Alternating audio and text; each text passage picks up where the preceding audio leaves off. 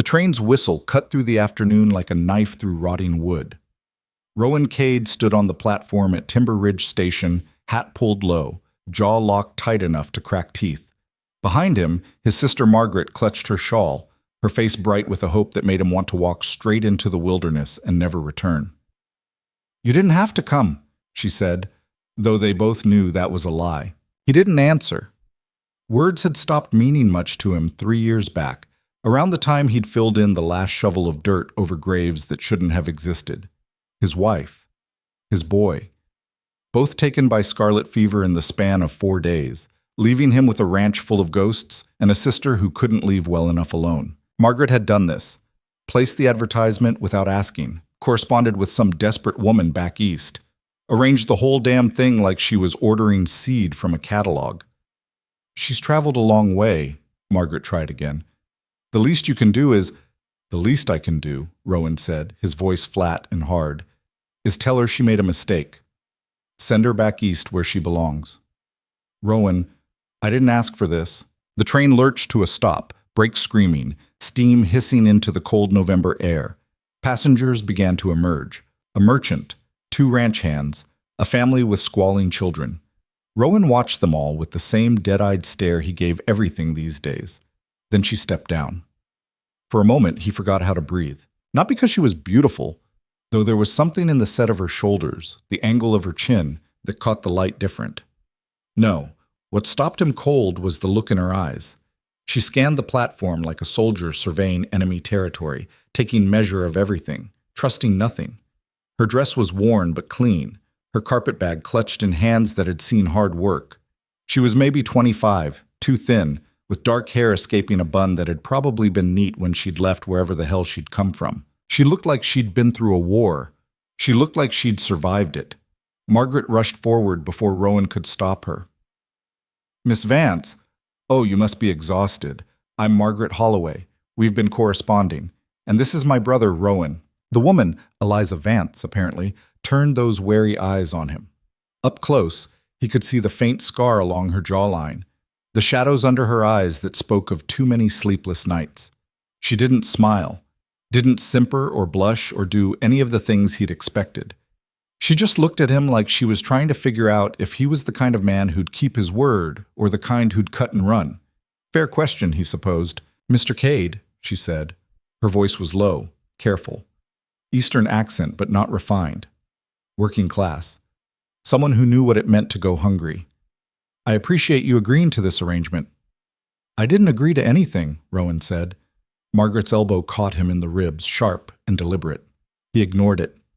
Eliza's expression didn't change. "I see." Something flickered in her eyes. Not hurt, not anger. Just a cold calculation. Like she was adjusting her plans on the fly. It reminded him of the way a hawk shifted its wings mid-flight, compensating for unexpected wind. "The advertisement said," she started. "My sister placed that advertisement," Rowan cut in, "without my knowledge or consent. So whatever promises were made, whatever understanding you came here with, it's based on a lie." "Rowan!" Margaret looked ready to murder him right there on the platform, but Eliza just nodded slowly. "I see," she said again. She set down her carpetbag, straightened her spine. "Then I suppose I need to find lodging in town until I can arrange passage back." "There's no lodging," Margaret said quickly, shooting Rowan a look that promised retribution. "The hotel burned down last spring. Haven't rebuilt it yet." She turned back to Eliza, softening. "Please, at least stay at the ranch tonight. You've come so far. Let us give you a warm meal and a proper bed before you make any decisions." Eliza hesitated. Rowan could see her weighing options, calculating risks. Finally, she picked up her bag again. "One night," she said. "I don't want to impose." "It's no imposition," Margaret insisted, already moving toward the wagon. "Come on, it's a 2-hour ride and the sun sets early this time of year." Rowan stood there, hands clenched at his sides, watching as his sister loaded this stranger into his wagon like she had every right to be there. He should have walked away. Should have left them both stranded and ridden home alone. Instead, he climbed up onto the driver's bench and took the reins. The ride to the ranch was silent except for the creak of wheels and the steady clip of hooves on frozen ground. Margaret tried to fill the quiet with chatter, talking about the ranch, the upcoming winter, the neighbors scattered across the valley, but her voice just hung in the air, unanswered. Rowan kept his eyes on the road, but he was aware of Eliza in the wagon bed behind him, her presence like a splinter under his skin. He could feel her watching the landscape, taking in the endless stretch of prairie grass going brown for winter, the distant mountains with snow already gathering on their peaks, the sky so big and empty it could swallow a person whole. This land ate the weak, chewed them up and spit them out broken. He'd seen it happen 100 times. Farmers who couldn't make crops grow in soil that fought back, families who froze to death in their own homes when winter came early, women who went mad from the isolation and silence. And that was before you counted the things that killed you quick. Rattlesnakes, drought, disease, the kind of bad luck that could wipe out everything you'd built in a single afternoon. She had no idea what she'd walked into. They crested the final ridge just as the sun touched the horizon, painting the sky in shades of blood and ash. Below, the ranch spread out in the valley, house, barn, fences cutting geometric lines through the wild grass. It looked substantial from a distance. Up close, you could see the rot. Rowan pulled the wagon up to the house and climbed down without offering to help either woman. Margaret gave him another murderous look, but reached up to assist Eliza herself. "I know it's not much," Margaret said, something apologetic creeping into her voice as she took in the property through a stranger's eyes. "But it's sound, and there's potential." Potential. That was one word for it. Eliza stood in the yard, her bag at her feet, looking at the house. The porch sagged on one side. Paint peeled from the boards like dead skin. One of the shutters hung crooked. Inside, Rowan knew, were rooms he hadn't entered in 3 years. Rooms where his wife had hung curtains and his son had learned to walk. Rooms he'd sealed off like tombs because he couldn't bear to see them empty. "It's fine," Eliza said quietly. And damned if she didn't sound like she meant it. Margaret led her inside, still talking, still trying to paper over the cracks, with forced cheerfulness. Rowan took his time unhitching the horses, checking their hooves, filling the water trough. Anything to delay going into that house with a stranger moving through it. By the time he finally went inside, Margaret had Eliza settled in the spare room, the one room he'd made sure held nothing personal, nothing that would remind him of before. She'd also started dinner, filling the kitchen with smells that felt wrong, too domestic, too much like the life he'd stopped living. "Wash up," Margaret ordered, the way she'd done when they were children and she'd been put in charge. "Both of you. Dinner in 20 minutes. Rowan considered refusing, considered saddling his horse and riding out to the line shack where he spent most of his nights anyway, sleeping on a bedroll under stars that didn't ask anything of him. But that would be letting Margaret win. Would be admitting this situation bothered him more than he wanted to show. So he washed his hands at the pump outside, dried them on his pants, and came back to find the table set for 3. 3. Like they were a family. Like this was normal. Eliza emerged from the hallway, her sleeves rolled up, hair still escaping its pins. She'd washed the travel dust from her face. Without it, the scar on her jaw stood out more clearly. A clean line, the kind you got from a blade, not an accident.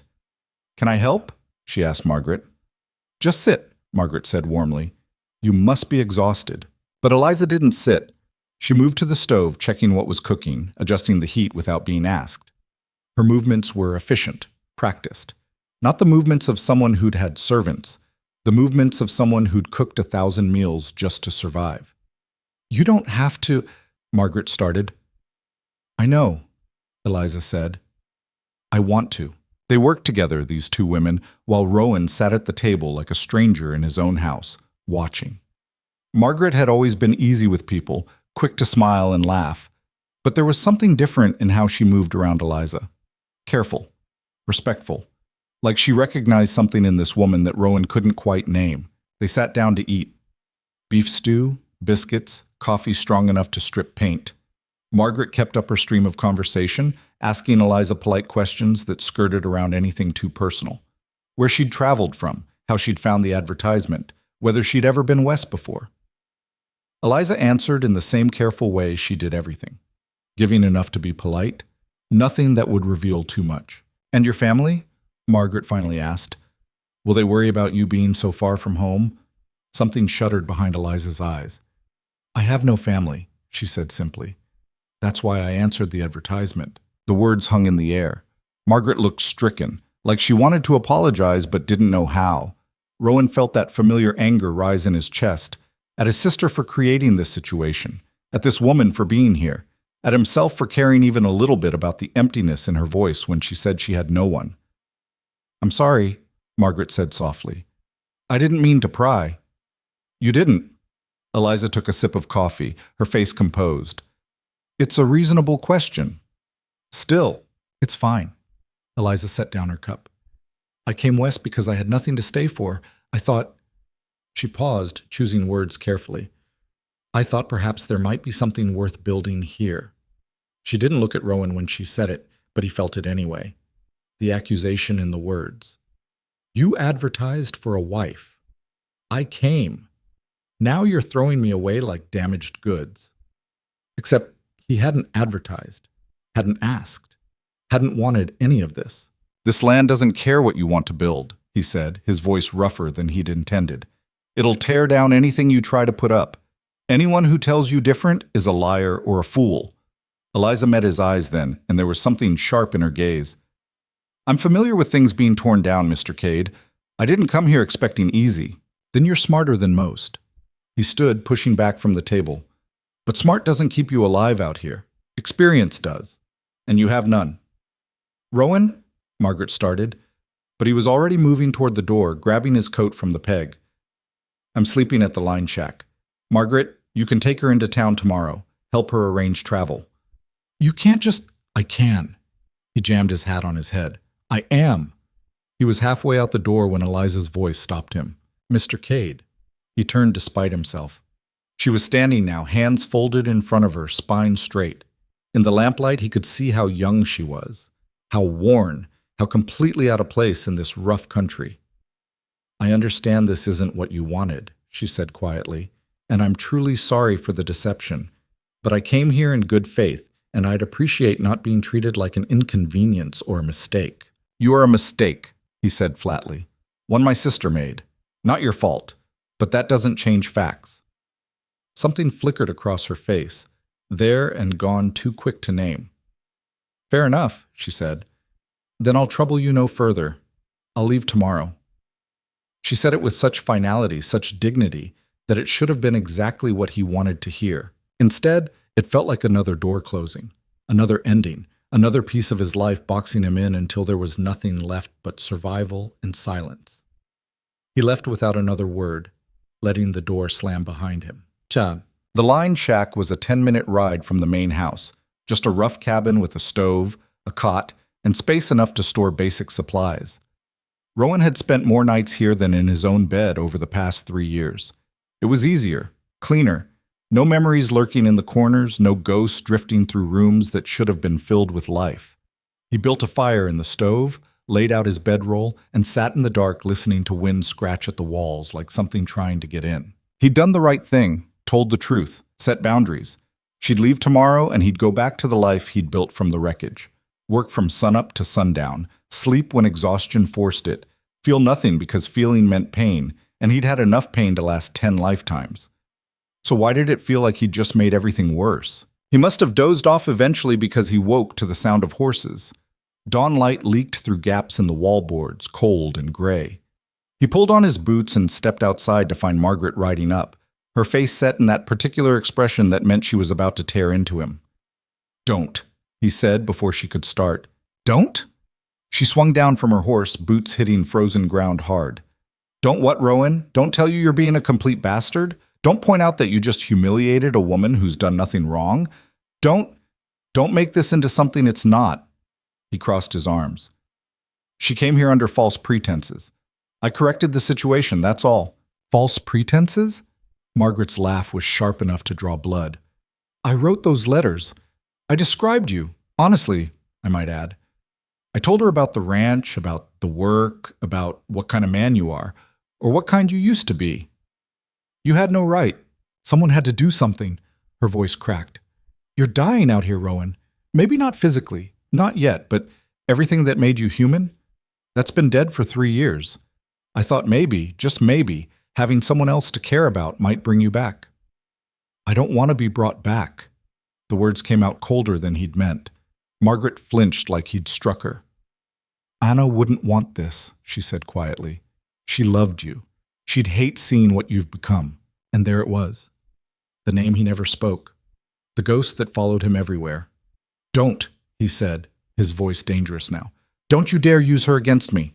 I'm not using her. I'm trying to save you. But you're so determined to punish yourself, you can't see. She stopped, took a breath. That woman in there?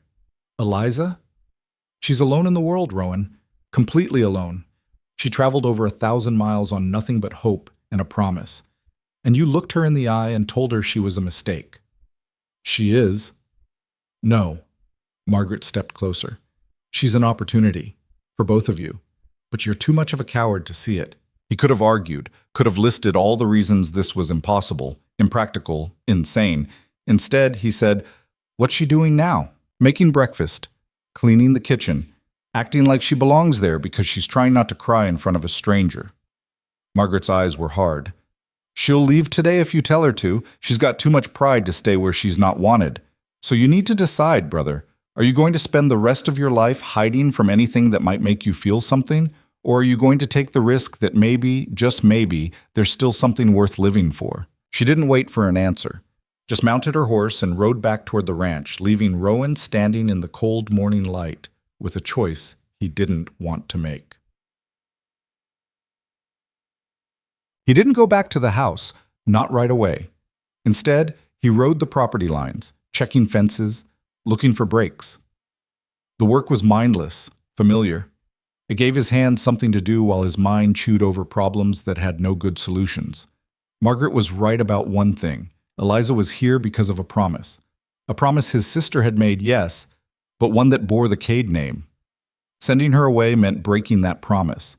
It meant being the kind of man who didn't keep his word. His father would have beaten him bloody for that kind of dishonor.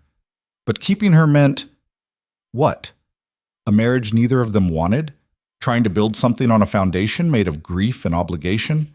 Letting someone into a life he'd deliberately emptied out because emptiness was safer than loss?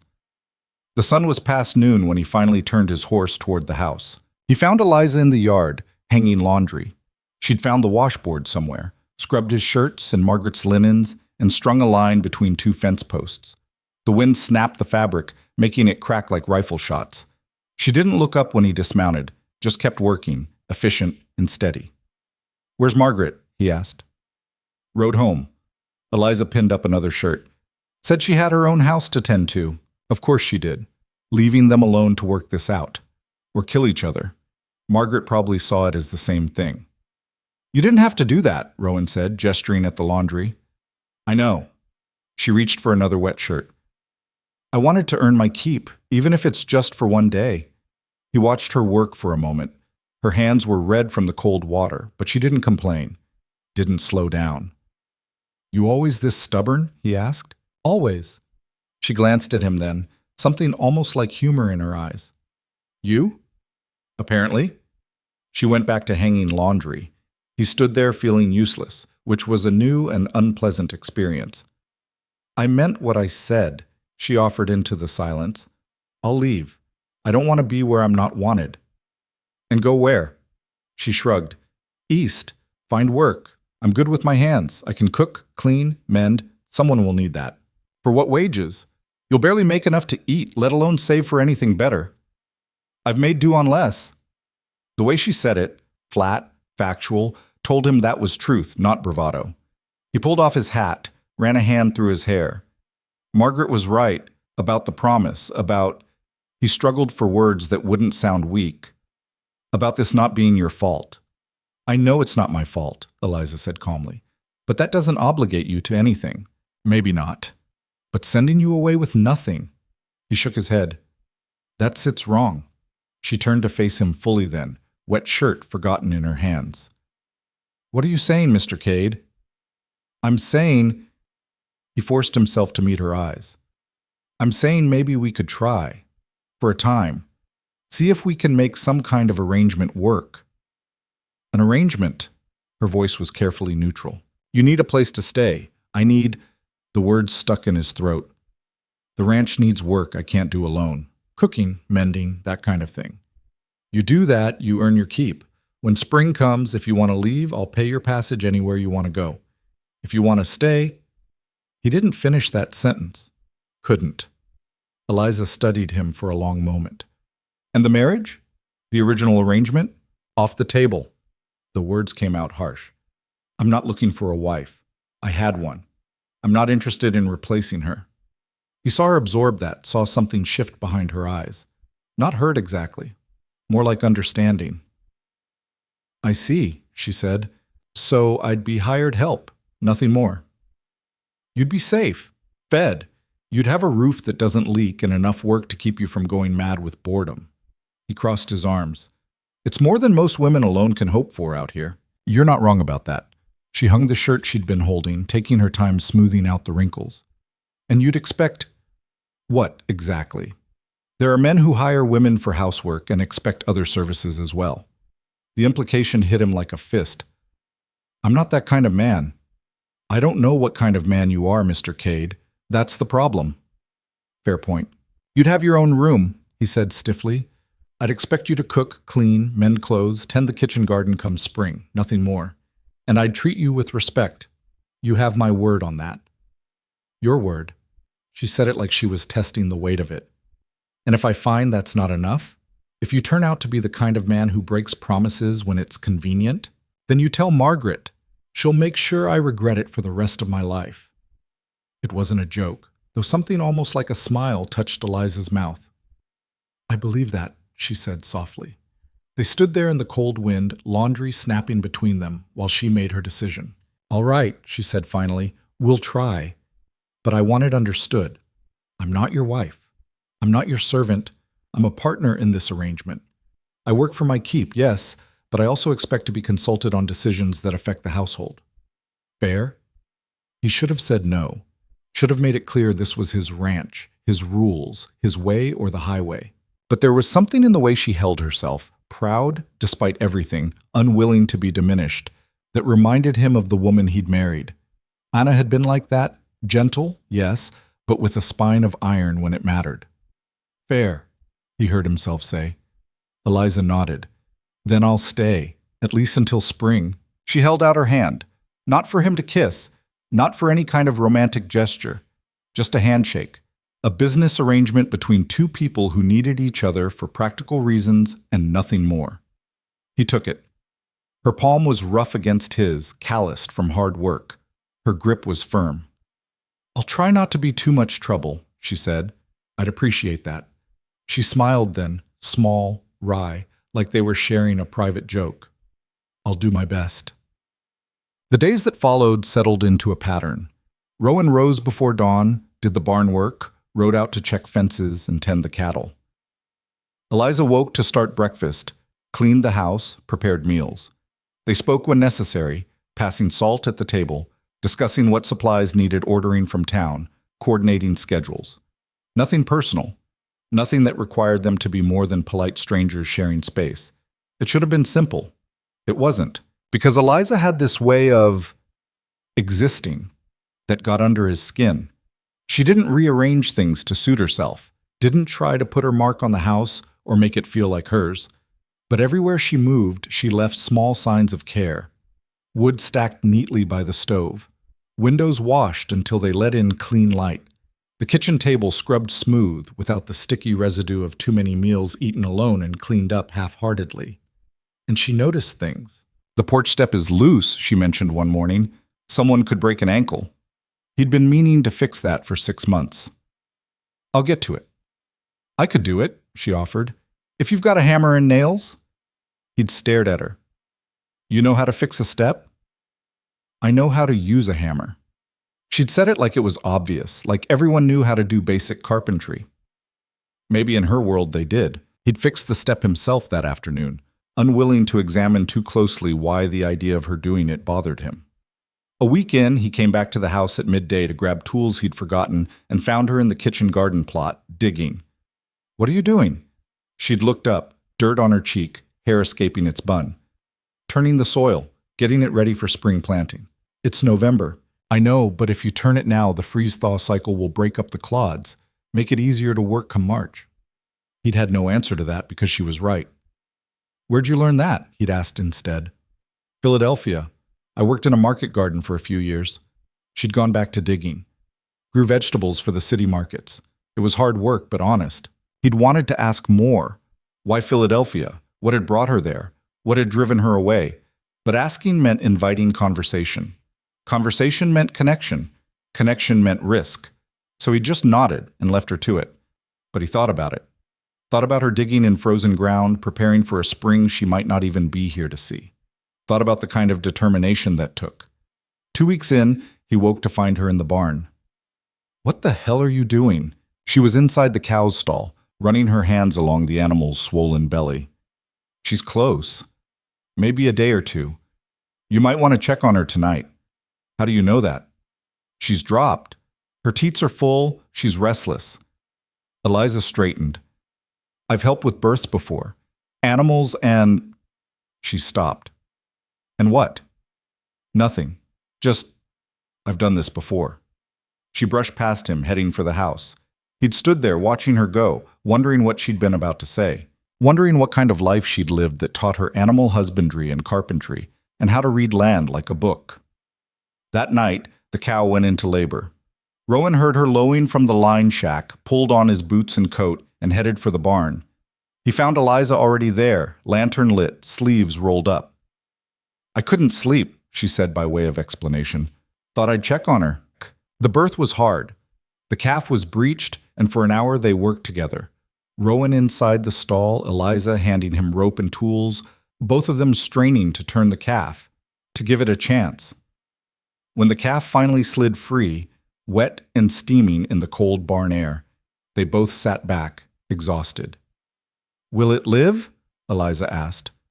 Rowan wiped sweat from his face. Maybe, if we can get it breathing. They worked on it, clearing its nose and mouth, rubbing it down, trying to stimulate breath. For long minutes, nothing. Then a shudder, a gasp. The calf's sides began to move. Eliza laughed, sudden, surprised, genuine. It's breathing. Yeah. Rowan found himself almost smiling. Yeah, it is. They stayed there while the calf found its feet, while the cow licked it clean, while new life stumbled and fell and got back up in the golden light of the lantern. Thank you, Rowan said quietly. For your help. Eliza looked at him, dirt on her face, hair wild, eyes bright. You're welcome. It was the first time she'd looked happy since she'd arrived, the first time he'd felt something other than numb in 3 years, and that terrified him more than anything else could have. Winter closed in. Snow fell, deep and relentless. Temperatures dropped until water froze in buckets overnight. The wind howled through gaps in the barn walls, through the spaces under doors, through the cracks in whatever defenses they'd built against the cold. Rowan worked from dawn to dusk, feeding cattle, breaking ice on water troughs, hauling hay from storage, checking and rechecking that everything was secured against the storms that rolled through like freight trains made of frozen air. Eliza kept the house running, kept fires lit, meals cooked, pathways shoveled. She moved through the work with the same quiet efficiency she brought to everything, never complaining, never asking for help. But Rowan could see the isolation wearing on her, could see it in the way she stood at the window sometimes, staring out at the endless white, her reflection ghostly in the glass. Could see it in how carefully she rationed conversation, like words were supplies that might run out if she used too many. You should go to town, he said one morning. Margaret's probably wondering how you're doing. Eliza looked up from the bread she was kneading. The roads are snowed in. I could shovel a path. Hitch the sleigh. That's a full day's work for something that's not necessary. You need supplies? No, we're well stocked. Then it's for you, he said bluntly, so you can talk to someone other than me. She smiled a little at that. Tired of me already, Mr. Cade? It's Rowan. And no, but I'm not exactly good company. You're not bad company. She went back to kneading. You're just quiet. Quiet's one word for it. What's another? He considered. Broken. The word hung in the warm kitchen like smoke from a doused fire. Eliza didn't stop working, but her hands slowed. We're all broken, she said softly. Some of us just hide it better than others. He wanted to ask what broke her. Wanted to know what left that scar on her jaw. What taught her to move like someone expecting attack? What made her willing to travel 1,000 miles to marry a stranger rather than stay where she was? But asking meant sharing, and he'd locked those doors for good reason. So he just nodded and went back outside, where the cold was clean and simple, and didn't ask questions he couldn't answer. December bled into January. The work continued, the silence stretched, and somewhere in the middle of it all, Rowan started to notice things he shouldn't. The way Eliza hummed while she worked, not loudly, just under her breath, little scraps of melody that made the house feel less empty. The way she'd saved back sugar from her own portions to make sure there was enough for his coffee. The way she'd mended his shirts, not just patching the holes, but taking care with the stitches, making them almost invisible. Small things. Stupid things. Things that shouldn't matter. But they did. And that was the problem. The storm hit on a Tuesday. Rowan had seen it coming. The particular color the sky turned before a big one. The way the animals got restless. The stillness that fell like a held breath before everything broke loose. "We need to bring the cattle in closer," he told Eliza at breakfast. "Storm's coming. Could last days." She glanced at the window, where clouds were piling up like dirty wool. "What can I do?" "Stay inside. Keep the fires going. If I'm not back by dark, don't come looking." Her jaw tightened. "And if you freeze to death out there? Then you inherit a ranch." "That's not funny." Wasn't trying to be. They stared at each other across the table, something sharp and undefined crackling in the air between them. "Just be careful," Eliza said finally. "Always am." That was a lie. They both knew it. The storm rolled in around noon, wind that could strip skin from bone, snow falling so thick you couldn't see 3 feet. Rowan worked through it, driving cattle toward shelter, his hands so cold he could barely feel the reins. He should have quit earlier, should have headed back when the visibility dropped, should have done 100 things different. Instead, he stayed out too long, pushed too hard, and paid for it. By the time he made it back to the barn, he could barely feel his feet. His hands were white, fingers curled into claws around the reins. His face felt like it had been carved from ice. He got the horse stabled somehow, fed and watered. Then he stumbled toward the house, vision blurring, lungs burning from breathing frozen air. He made it as far as the porch before his legs gave out. The door opened, Eliza's face pale and shocked. "Oh, God!" Her hands were on him, dragging him inside. "You idiot! You complete idiot!" He tried to say something. His mouth wouldn't work. She got him to the stove, peeled off his frozen coat, his gloves, started rubbing his hands between hers. "This is going to hurt," she warned. It did. As feeling came back, it felt like his hands were being stabbed with 1,000 hot needles. He bit down on a sound that would have been embarrassing. "I know," Eliza said, her voice gentle now. "I know it hurts, but we have to get the blood moving." She worked on him for what felt like hours, warming his hands, his feet, wrapping him in blankets, forcing hot coffee between his lips. Her face was drawn, scared in a way he'd never seen. "You could have died," she said at one point, and there was anger in her voice. "You could have frozen to death 50 feet from your own door." "Didn't, though." "That's not the point." "What is the point?" His voice came out rough, damaged from the cold. She stopped, hands still wrapped around his. "The point is, you're not alone out here anymore. You don't get to be reckless with your life because someone else is depending on you now. You could leave anytime. That's not what I mean, and you know it." Her eyes were fierce. "I mean that if you die, I'm stuck here, alone, in the middle of winter. Do you understand what that means? What would happen to me?" He did understand. Suddenly, completely. She'd be stranded, a woman alone on an isolated ranch with no way to get help, no way to survive. She'd freeze or starve, and no one would know until spring thaw. "I'm sorry," he said. "Don't be sorry. Be smarter." "Yes, ma'am." Something that might have been a smile touched her mouth. "Don't patronize me." "Wouldn't dream of it." They sat there by the stove while the storm raged outside, her hands still wrapped around his, warming him back to life. And Rowan realized with a sick lurch in his chest that Margaret had been right. He wasn't dead. Not quite. Not yet.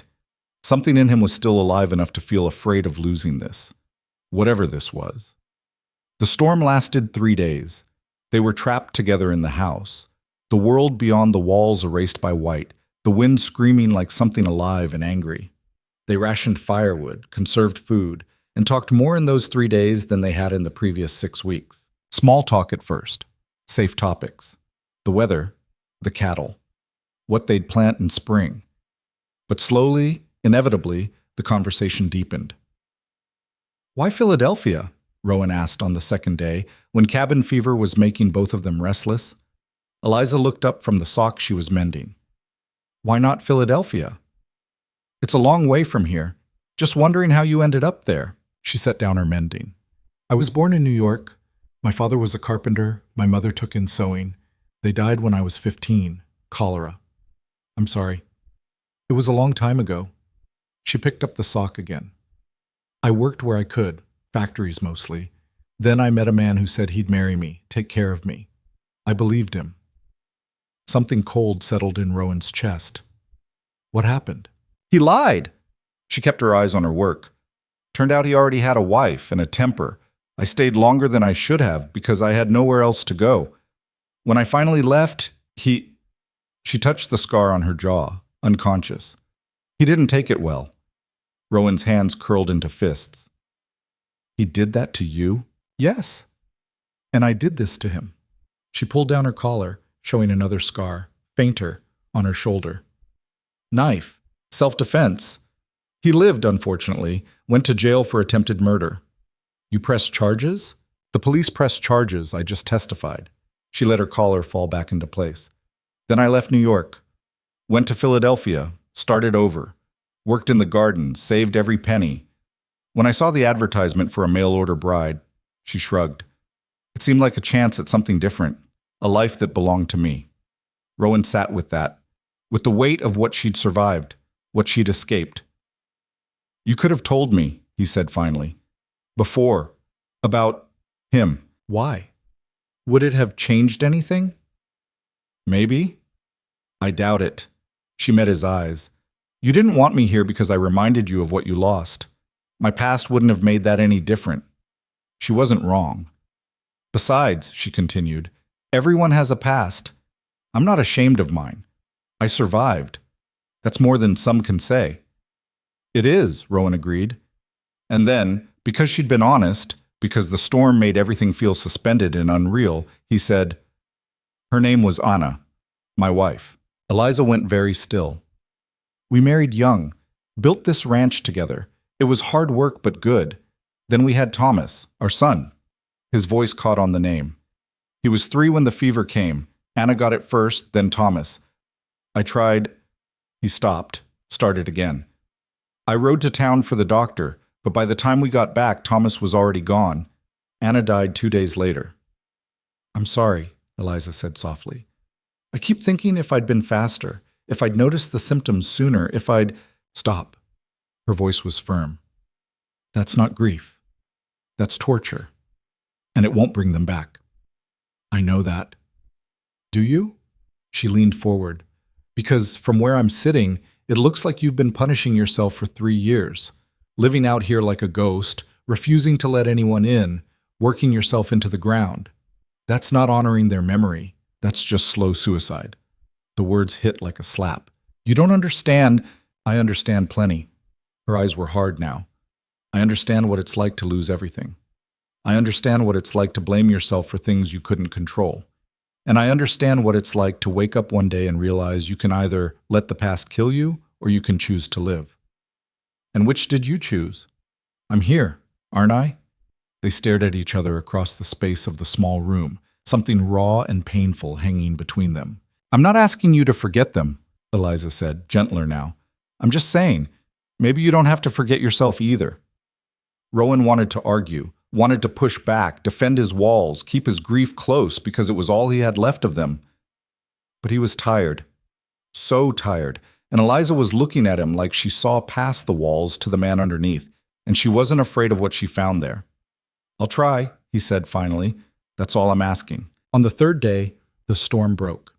They woke to silence, the wind finally dead, the world buried under 3 feet of fresh snow. The sun came out, turning everything into blinding white that hurt to look at.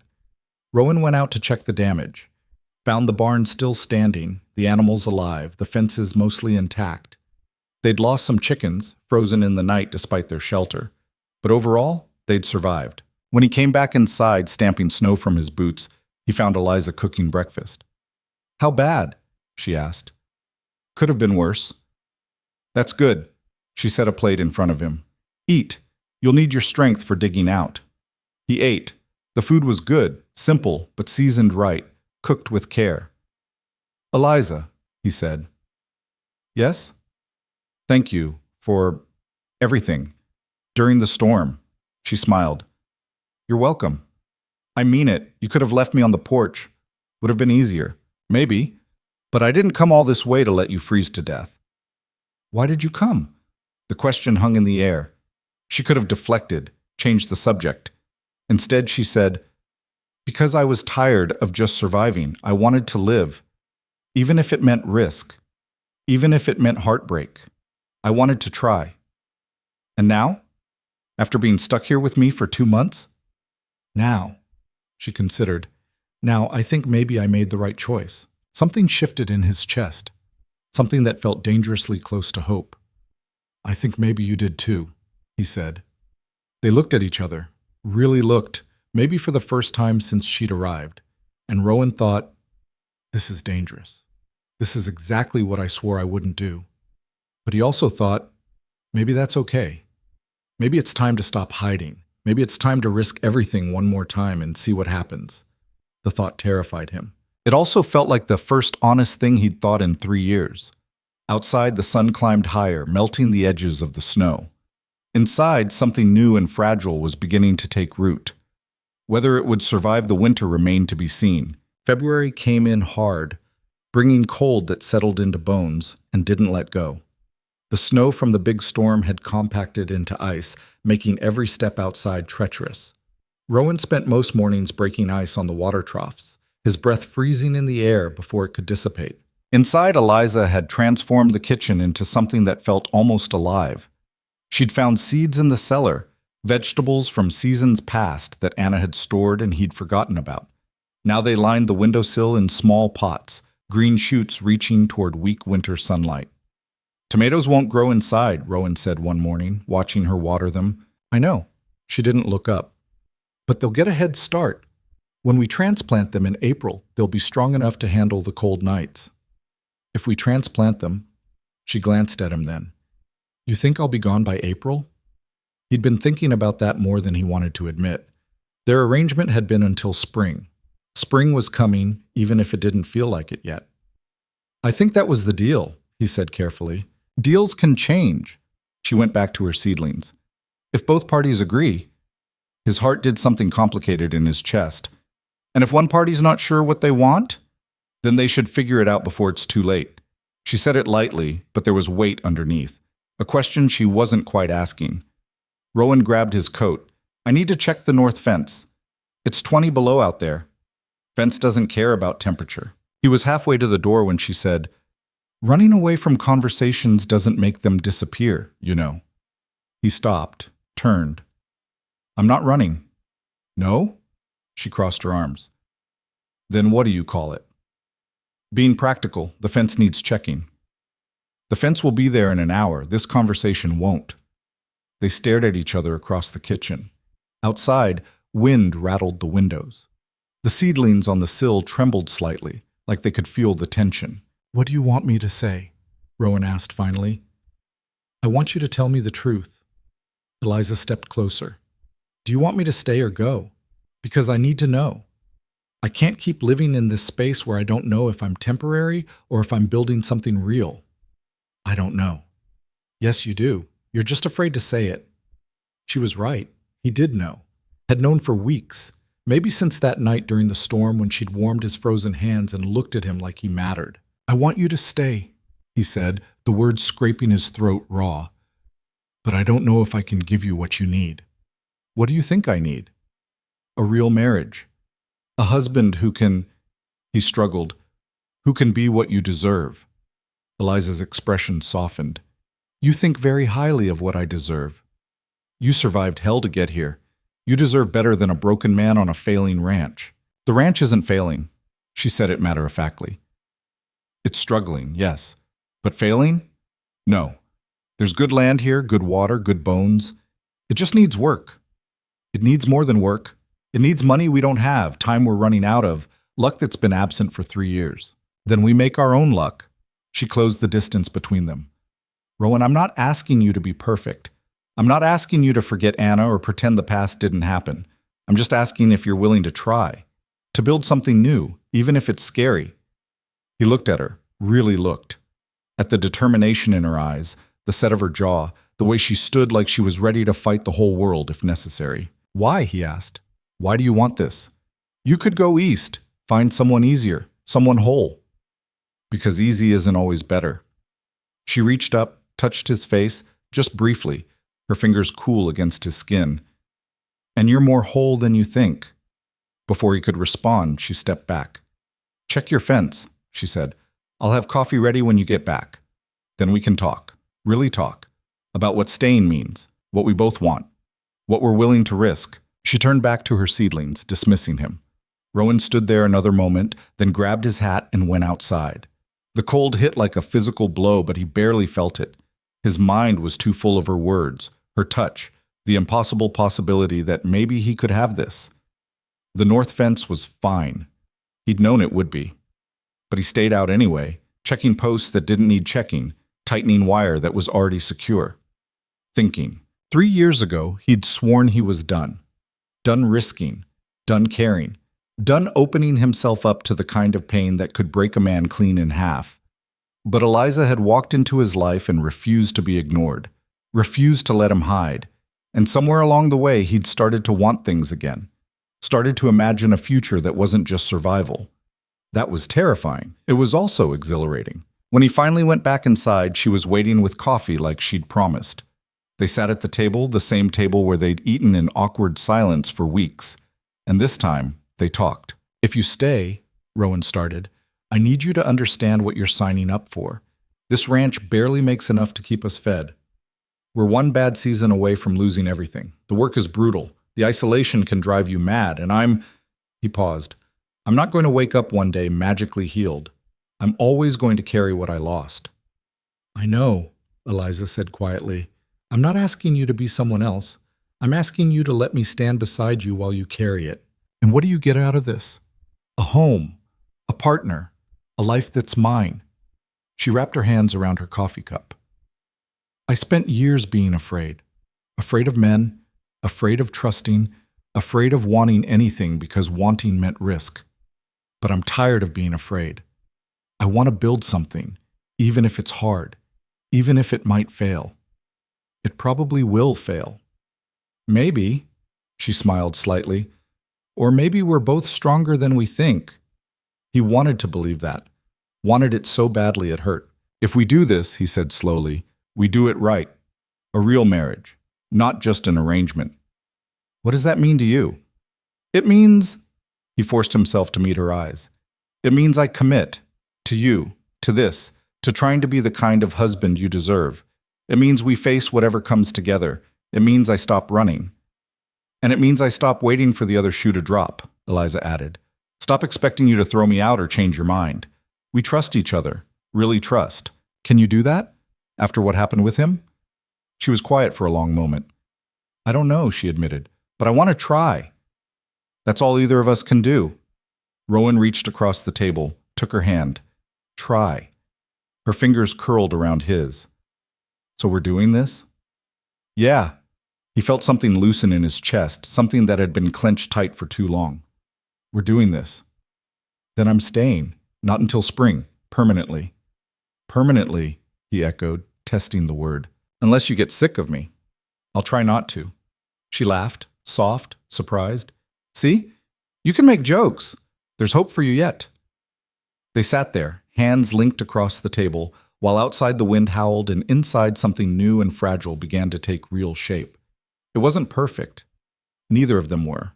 But it was honest, and right then, that felt like enough. The next morning, Rowan rode to Margaret's place. He found her in her kitchen, baking bread. She took one look at his face and smiled. She's staying, isn't she? How'd you know? Because you look terrified and hopeful at the same time. It's a good look on you. Margaret dusted flour from her hands. So what do you need? A ring. Something simple. Nothing fancy.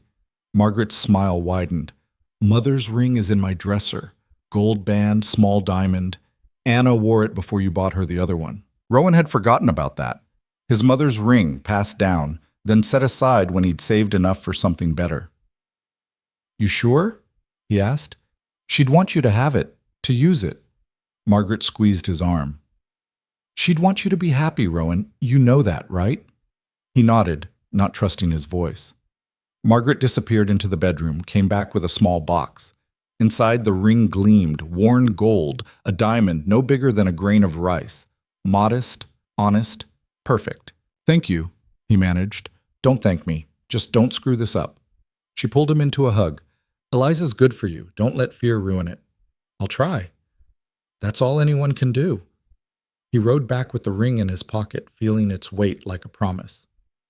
That night, after dinner, he asked her, not fancy, no speeches, just, Eliza, will you marry me? For real this time? She looked at the ring, then at him. Yes, she said simply. Yes, I will. He slipped it on her finger. It fit perfectly, like it had been waiting for her all along. They didn't kiss, weren't ready for that yet. But they held hands across the table, and it felt like a beginning. Like maybe, just maybe, they could build something that would last. March brought the first hints of spring, days that climbed above freezing, snow that started to recede, ice that dripped from the eaves in the afternoon sun. The land began to wake up, showing patches of brown earth through the white. With it came work. Real work. The kind that left them both exhausted and filthy and too tired to think about anything except sleep. They repaired fences damaged by winter storms, cleared debris from the irrigation ditches, prepared fields for planting. The cattle, thin from winter, needed extra feed and watching. 2 calves were born in the first week, both healthy. Eliza helped with both births, her hands steady, her voice calm. You're good at this, Rowan said after the second one. Told you I'd help before? Where? She hesitated. There was a woman in Philadelphia. She ran a boarding house. I lived there for a while. She kept goats, chickens. I helped when she couldn't. What happened to her? She died. Heart gave out one night in her sleep. Eliza's voice went quiet. She was kind to me when I needed it. Left me a little money in her will. That's what I used to come west. Rowan absorbed that. Another piece of her story, given freely. She sounds like a good woman, he said. She was. Eliza wiped her hands on her apron. She told me once that life gives you 2 choices. You can let it make you hard, or you can let it make you strong. Took me a while to understand the difference. What is the difference? Hard means you stop feeling. Strong means you feel everything and keep going anyway. She looked at him. You've been trying to be hard, but I think you're actually strong. You just forgot. The words sat in his chest like stones, uncomfortable. True. I'm trying to remember, he said. I know. I can see it. They worked side by side as the days grew longer. Eliza proved herself capable of more than he'd expected. Not just cooking and mending, but real ranch work. She could handle a team of horses, could fix a broken gate hinge, could lift her share of weight when it came to moving hay bales or sacks of feed. Where'd you learn all this? He asked one afternoon, watching her replace a rotted fence post. Here and there, she tamped dirt around the new post. You learn what you need to survive. I needed to know how to work, so I learned. You're full of surprises. Is that a good thing? Yeah. He handed her the next post. It is. But the work wasn't enough to save them from reality. Money was running out. The winter had depleted their supplies, and spring planting required seed, tools, materials they couldn't afford. Rowan had a little saved, but not enough. Not nearly enough. We could take a loan, Eliza suggested one night, going over the accounts. From who? Bank won't lend to a ranch that barely made it through last year. What about neighbors? Someone who'd trust you? Nobody's got extra right now. Everyone's in the same boat. He pushed the ledger away, frustrated. We're going to have to make choices. Plant less, sell some cattle, hope we can stretch what we have until harvest. Or we find another way to make money. Like what? Eliza tapped the ledger, thinking. I can sew. Well, I could take in mending from town, make clothes for people. It's not much, but it's something. That's a lot of work for not much pay. Better than nothing, and I've got time in the evenings. He hated the idea of her working herself to exhaustion for pennies, but she was right. It was better than nothing. All right, he said, we'll ask in town, see if there's interest. 2 days later, they rode to Timber Ridge together. It was Eliza's first trip to town since arriving, and Rowan watched her take it in. The single main street, the handful of buildings that passed for civilization out here. The people who stopped and stared at the stranger with Rowan Cade. They stopped at the general store first. Pete Harmon, who ran it, gave Eliza a long look.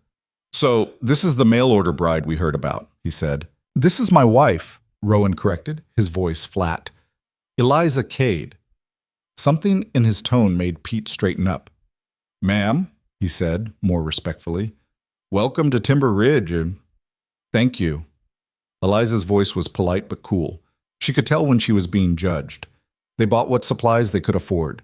Seeds for planting, lamp oil, coffee. While Rowan settled the bill, Eliza mentioned her sewing. I'm taking commissions, she said. Mending, alterations, new garments, fair prices, quality work. Pete looked skeptical. We've got Mrs. Chen for that. Mrs. Chen is 70, and her eyesight's failing, Eliza said calmly.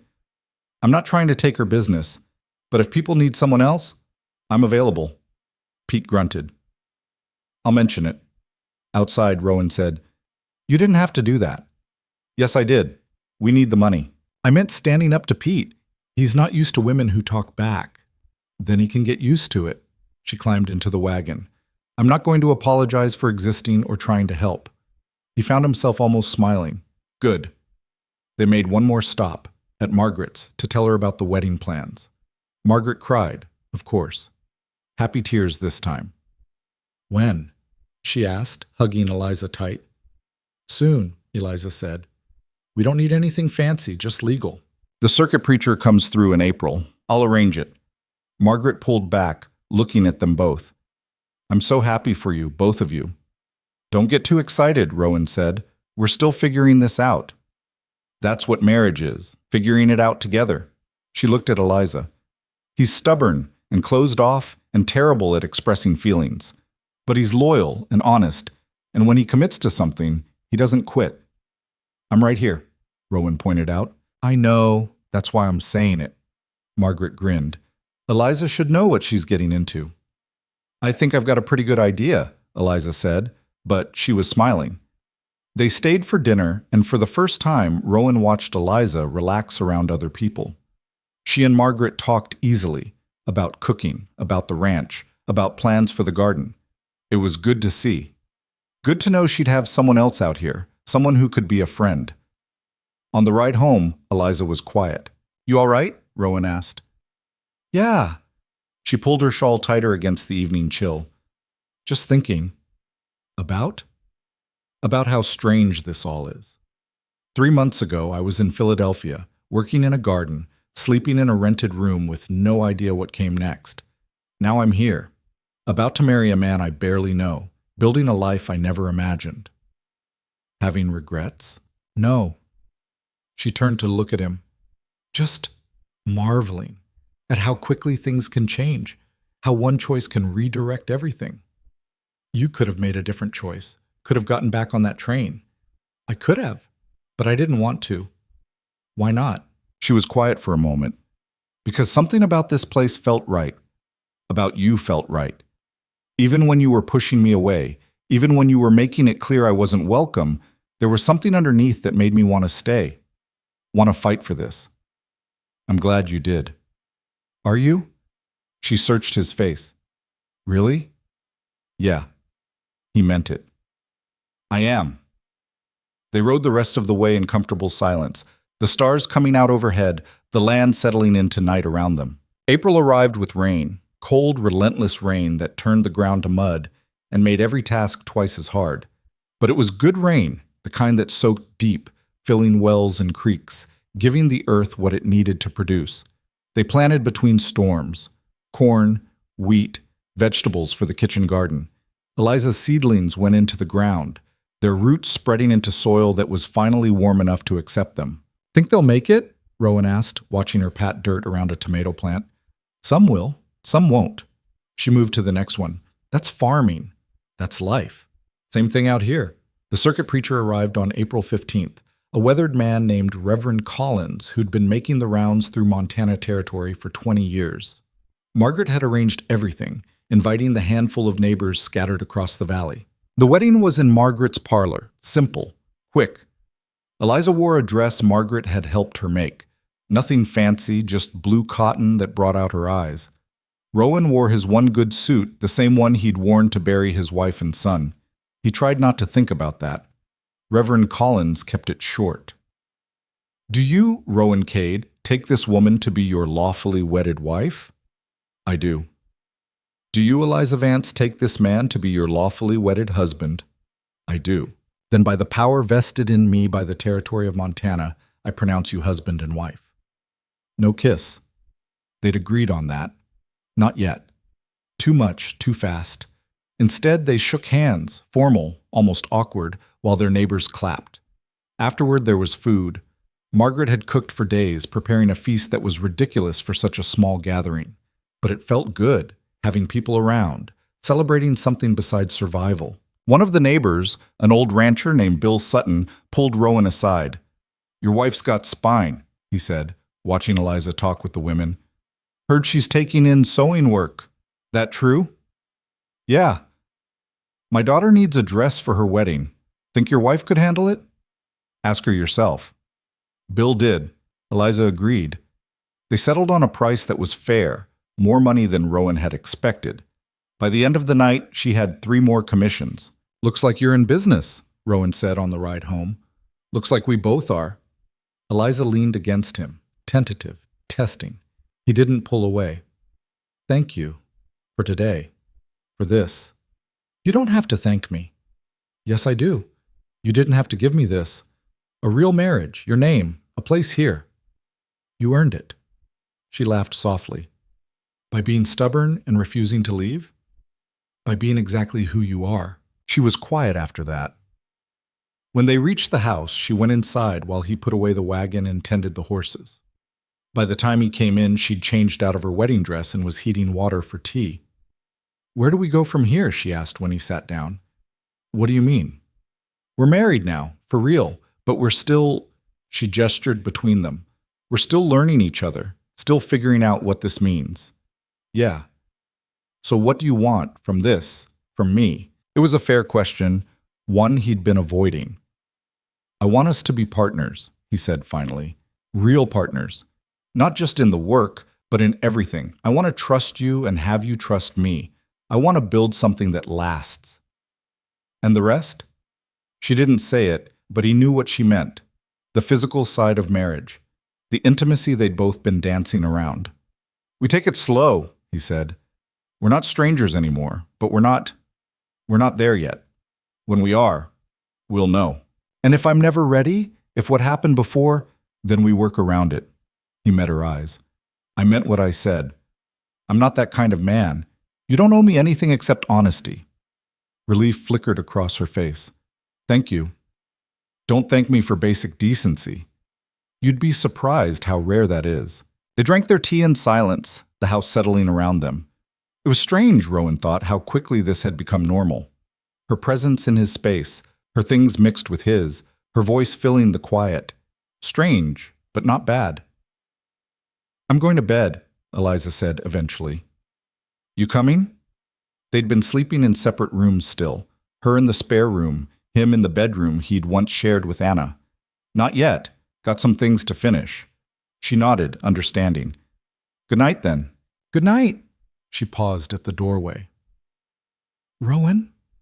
Yeah. I'm glad I stayed. Me too. After she left, he sat there a while longer, thinking about vows and promises and second chances, thinking about how he'd sworn he was done and how Eliza had walked into his life and proven him wrong. He wasn't healed, wasn't whole, probably never would be. But for the first time in 3 years, he wasn't just surviving, he was living, and that was something. May brought heat that felt like a blessing after the long winter. The crops pushed up through the earth, green shoots that promised abundance if they could just keep everything alive until harvest. The cattle fattened on new grass. The ranch began to look like a working operation instead of a monument to loss. But with the good came the hard. A late frost killed half the tomato plants. A fence broke and 3 head of cattle wandered off. Took Rowan 2 days to track them down. The irrigation ditch clogged and had to be dug out by hand in 100-degree heat. And money was still tight, tighter than Rowan wanted to admit. Eliza's sewing brought in some income, but not enough. They sold eggs in town, sold a steer they couldn't afford to feed. Rowan took odd jobs when he could, helping neighbors with work they couldn't manage alone, getting paid in supplies or credit at the general store. It was survival, barely.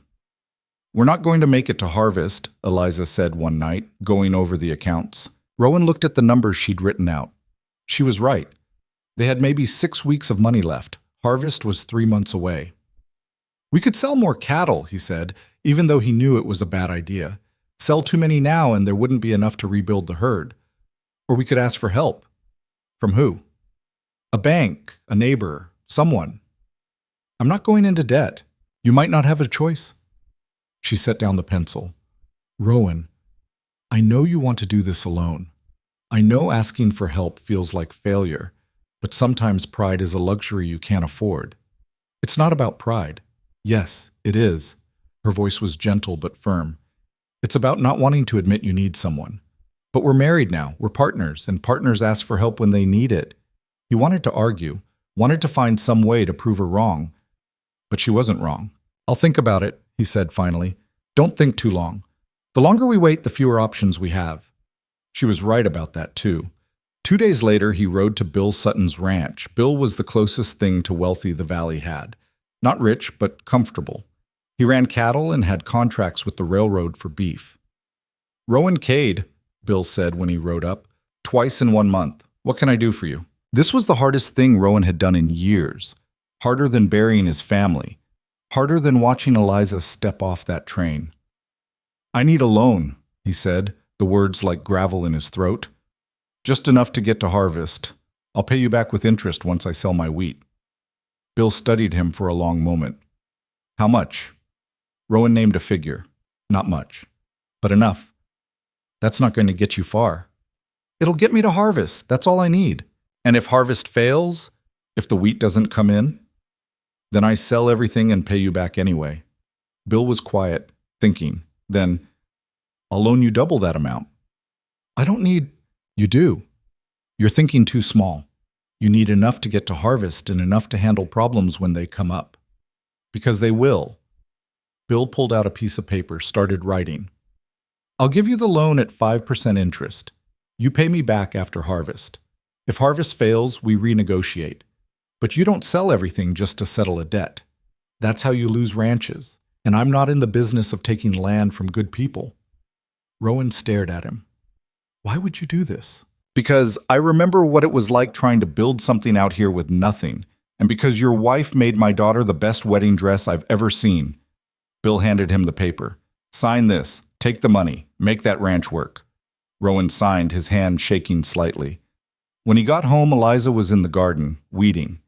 "Did you ask?" she said, not looking up. "Yeah." "And?" "He gave us double what I requested." She looked up, then, eyes wide. "He did?" "Said we'd need it. Said not to think small." Rowan sat down beside her in the dirt. "You were right about asking for help." "I usually am." She smiled to take the sting out of it. "What do we do with the money?" "Fix what needs fixing. Buy seed for late planting. Get supplies we've been putting off." He pulled a weed absently. "Make sure we can get to harvest. And then?" "Then we pray the wheat comes in and we can pay him back. We'll make it come in."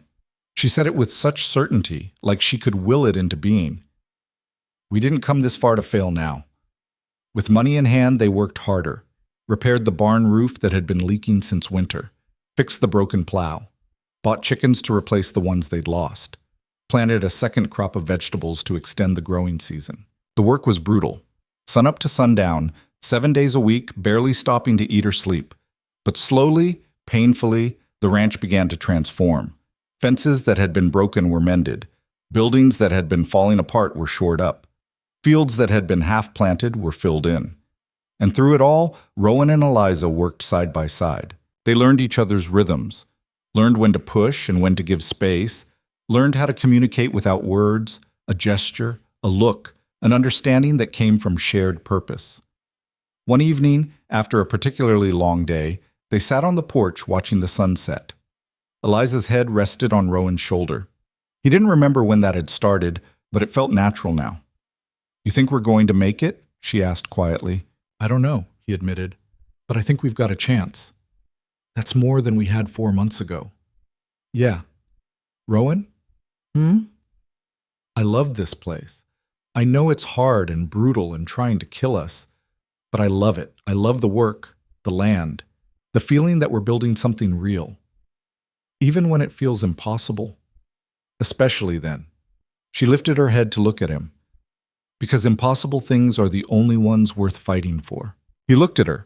This woman who'd appeared in his life like an answer to a question he hadn't asked, who'd refused to be pushed away, who worked until her hands bled and never complained, who looked at this harsh, unforgiving land and saw potential. "I love you," he said. The words surprised him. They surprised her too, from the look on her face. "You don't have to say that," she started. "I know, but it's true." He touched her face. "I didn't want to, tried not to, but you made it impossible not to love you." Her eyes filled with tears. "I love you too." This time, when he leaned in to kiss her, she didn't pull away. It was gentle, careful. A first kiss that tasted like dust and hope and new beginnings. When they broke apart, Eliza was smiling through her tears. "Took you long enough," she said. "I'm stubborn. You might have noticed." "Once or twice." They sat there as darkness fell, holding each other, watching their ranch settle into night. Somewhere out in the fields, their wheat was growing, their cattle were grazing, their future was taking shape, one day at a time. It wasn't perfect, it wasn't easy, but it was theirs, and that was enough. June brought the kind of heat that made you question whether Montana had forgotten it was supposed to have winters. The sun beat down relentless and mean, baking the earth until it cracked. The wheat grew despite it, or maybe because of it, pushing toward the sky in waves of green that rippled when the wind blew. Rowan checked it every morning, walking the rows, looking for signs of disease or pest damage. So far, everything looked good. Better than good. If the weather held, they'd have the best harvest he'd seen in 5 years. If. That word kept him awake at night. Eliza noticed, of course. She noticed everything. "You're going to worry yourself sick," she said one morning, watching him stare at the fields like he could will them to maturity through sheer force of concentration. "Just being cautious." "There's cautious and there's obsessive. You've crossed into obsessive." "Can't help it. Too much riding on this." She came up behind him, wrapped her arms around his waist. He'd gotten used to that, her touch, her closeness. It still surprised him sometimes, how natural it felt. "We've done everything we can," she said quietly. "The rest is up to the land. You taught me that." "Doesn't make waiting any easier." "No, but worrying doesn't make it faster either." She was right. She usually was. But logic didn't stop the knot in his stomach from tightening every time he looked at those fields. They'd moved into the same bedroom a week after that first kiss. Not for anything physical. That was still something they were working toward, taking their time with. But because sleeping apart felt wrong after everything they'd shared. So now they fell asleep side by side, talking in the dark until exhaustion took them. It was intimate in a way Rowan hadn't expected, sometimes more intimate than anything physical could have been. "Tell me something," Eliza said one night, her voice soft in the darkness. "Like what?" "Something about Anna. Something good." He tensed. They hadn't talked much about Anna since the wedding. He'd assumed Eliza didn't want to hear about his first wife. Why? Because she was part of your life, part of what made you who you are. "I don't want you to feel like you have to hide that from me." Rowan was quiet for a long moment, thinking. Then, "She used to sing all the time, while she cooked, while she cleaned, while she worked in the garden. Couldn't carry a tune to save her life, but it didn't stop her." He could hear the smile in Eliza's voice. "What did she sing?" "Everything. Old hymns, folk songs, things she made up. Thomas loved it. He'd follow her around trying to sing along." "You must miss that." "I do." The admission came easier than he expected. The house felt so quiet after, like all the music died with them. Eliza was silent. Then she started humming, soft, tuneless, barely audible. "What are you doing?" Rowan asked. "Bringing music back." She kept humming, some melody he didn't recognize. Something in his chest cracked open. "You don't have to." "I know, but I want to." She turned toward him in the darkness. "I'm not trying to replace her, Rowan. I couldn't even if I wanted to. But I can add something new, build something different, if you'll let me." "I don't know how to do this," he admitted. "How to love you without feeling like I'm betraying her." "You're not betraying anyone. Anna's gone. You're not, and you deserve to be happy." She found his hand, laced their fingers together. "She'd want that for you. You know she would." He did know it. Anna had been fierce about life, about living it fully. She would have hated seeing him hollow himself out the way he had. "Yeah," he said roughly. "She would." "Then stop punishing yourself. Stop acting like happiness is something you don't deserve." Easier said than done. "I know, but try anyway." They fell asleep like that, hands linked, and for once Rowan didn't dream about graves and loss. He dreamed about wheat fields and Eliza's laugh and a future that might actually exist. The next morning, Margaret showed up unannounced. Rowan saw her riding in while he was fixing a gate hinge, and something about the set of her shoulders made his stomach drop. "What's wrong?" he called out before she'd even dismounted. "Nothing's wrong exactly," but her face said otherwise. "Can we talk? Inside?" Eliza was baking bread when they came in. She took one look at Margaret and wiped her hands on her apron. "I'll give you privacy," she started. "No." Margaret shook her head. "This concerns you too. Both of you should hear it." They sat at the table. Margaret took a breath. "Tom Brennan died 2 days ago," she said. Tom Brennan owned this ranch adjacent to theirs, a bigger spread with better water rights. He'd been a decent neighbor, kept to himself mostly. "What happened?" Rowan asked. "Heart. Went quick." Margaret twisted her hands together. "Thing is, he's got no family, no heirs. His ranch is going up for auction next month." Rowan could see where this was going. And it's prime land. Good water, better soil than what you've got here. If you could buy it, combine it with yours." She didn't finish the sentence. Didn't need to. Combining the properties would make them one of the larger operations in the valley. Would give them resources, security, a real future. It would also cost money they absolutely did not have. "We can't afford it," Rowan said flatly. "You could if you leveraged this place, took out a mortgage." "No." His voice was hard. "I'm not gambling this ranch on a maybe." "It's not a maybe. It's an opportunity. It's a risk we can't afford." Margaret looked at Eliza. "Talk some sense into him." But Eliza was quiet, her face thoughtful. "How much would it cost?" she asked finally. "The Brennan place?" Margaret named a figure that made Rowan's blood run cold. Even with a mortgage, even with every penny they had, it would be a stretch. And if anything went wrong, bad harvest, sick cattle, unexpected expenses, they'd lose everything. "We can't do it," Rowan repeated. "Maybe we can't," Eliza said slowly.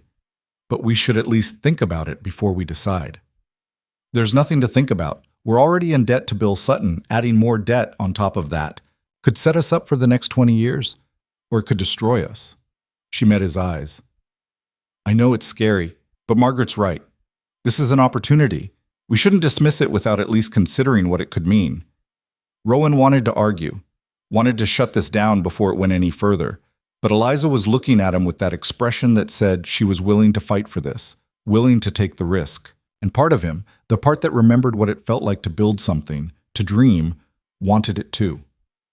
"I'll think about it," he said finally. Margaret looked relieved.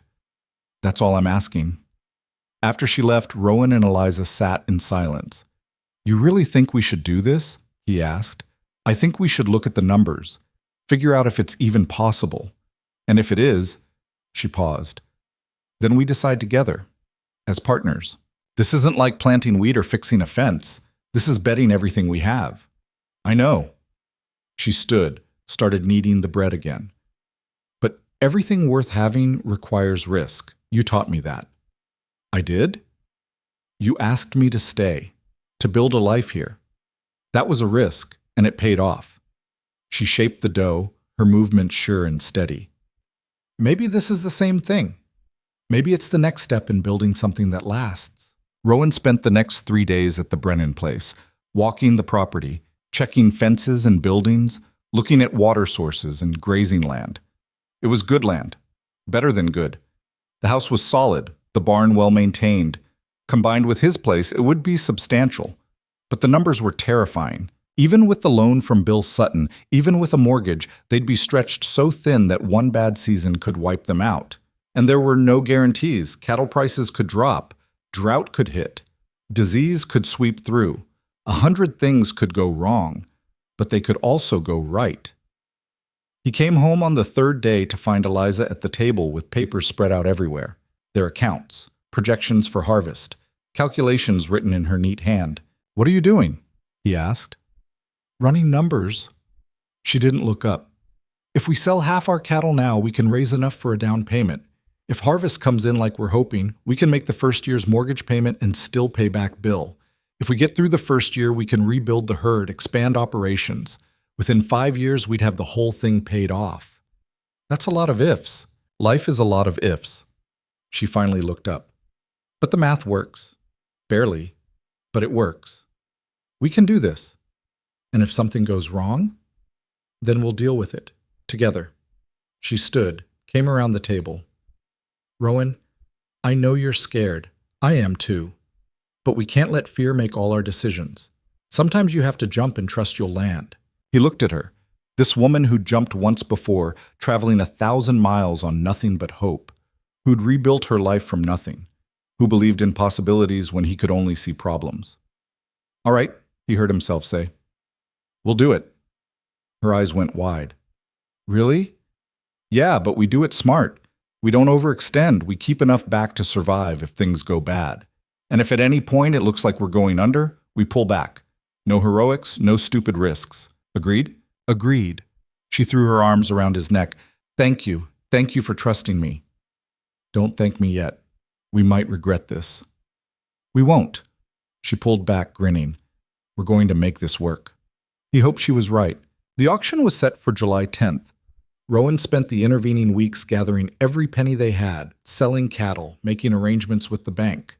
The whole valley knew what he was planning. Word spread fast in small communities. Some people thought he was smart. Others thought he was insane. Bill Sutton rode out the week before the auction. "Heard you're going after the Brennan place," he said. "Yeah, that's ambitious. That's one word for it." Bill studied him for a moment. "You've got the harvest coming in. You're already carrying my loan, adding a mortgage on top of that." He shook his head. "That's a lot of weight, Rowan. I know what I'm doing." "Do you?" "Because from where I'm sitting, it looks like you're gambling everything on a prayer." Rowan's jaw tightened. "Is there a point to this conversation?" "The point is, I'm calling in my loan." The words hit like a physical blow. "What?" "I'm calling it in. I want my money back, now." Rowan stared at him, his mind racing. If Bill called in the loan, they couldn't bid on the Brennan place, couldn't expand. Everything they'd been planning would collapse. "You can't do that. We had until after harvest." "I can do whatever I want. Read the contract." Bill's face was hard. "You got 2 weeks to pay me back, or I start seizing assets." He rode off, leaving Rowan standing in the yard, his world crumbling around him. Eliza found him there an hour later, still frozen in place. "What happened?" she asked, seeing his face. He told her. Watched her process it. Watched the same desperation he felt flicker across her features. "Why would he do that?" she asked. "He was so supportive. He gave us the loan specifically to help." "I don't know." Rowan's hands were shaking.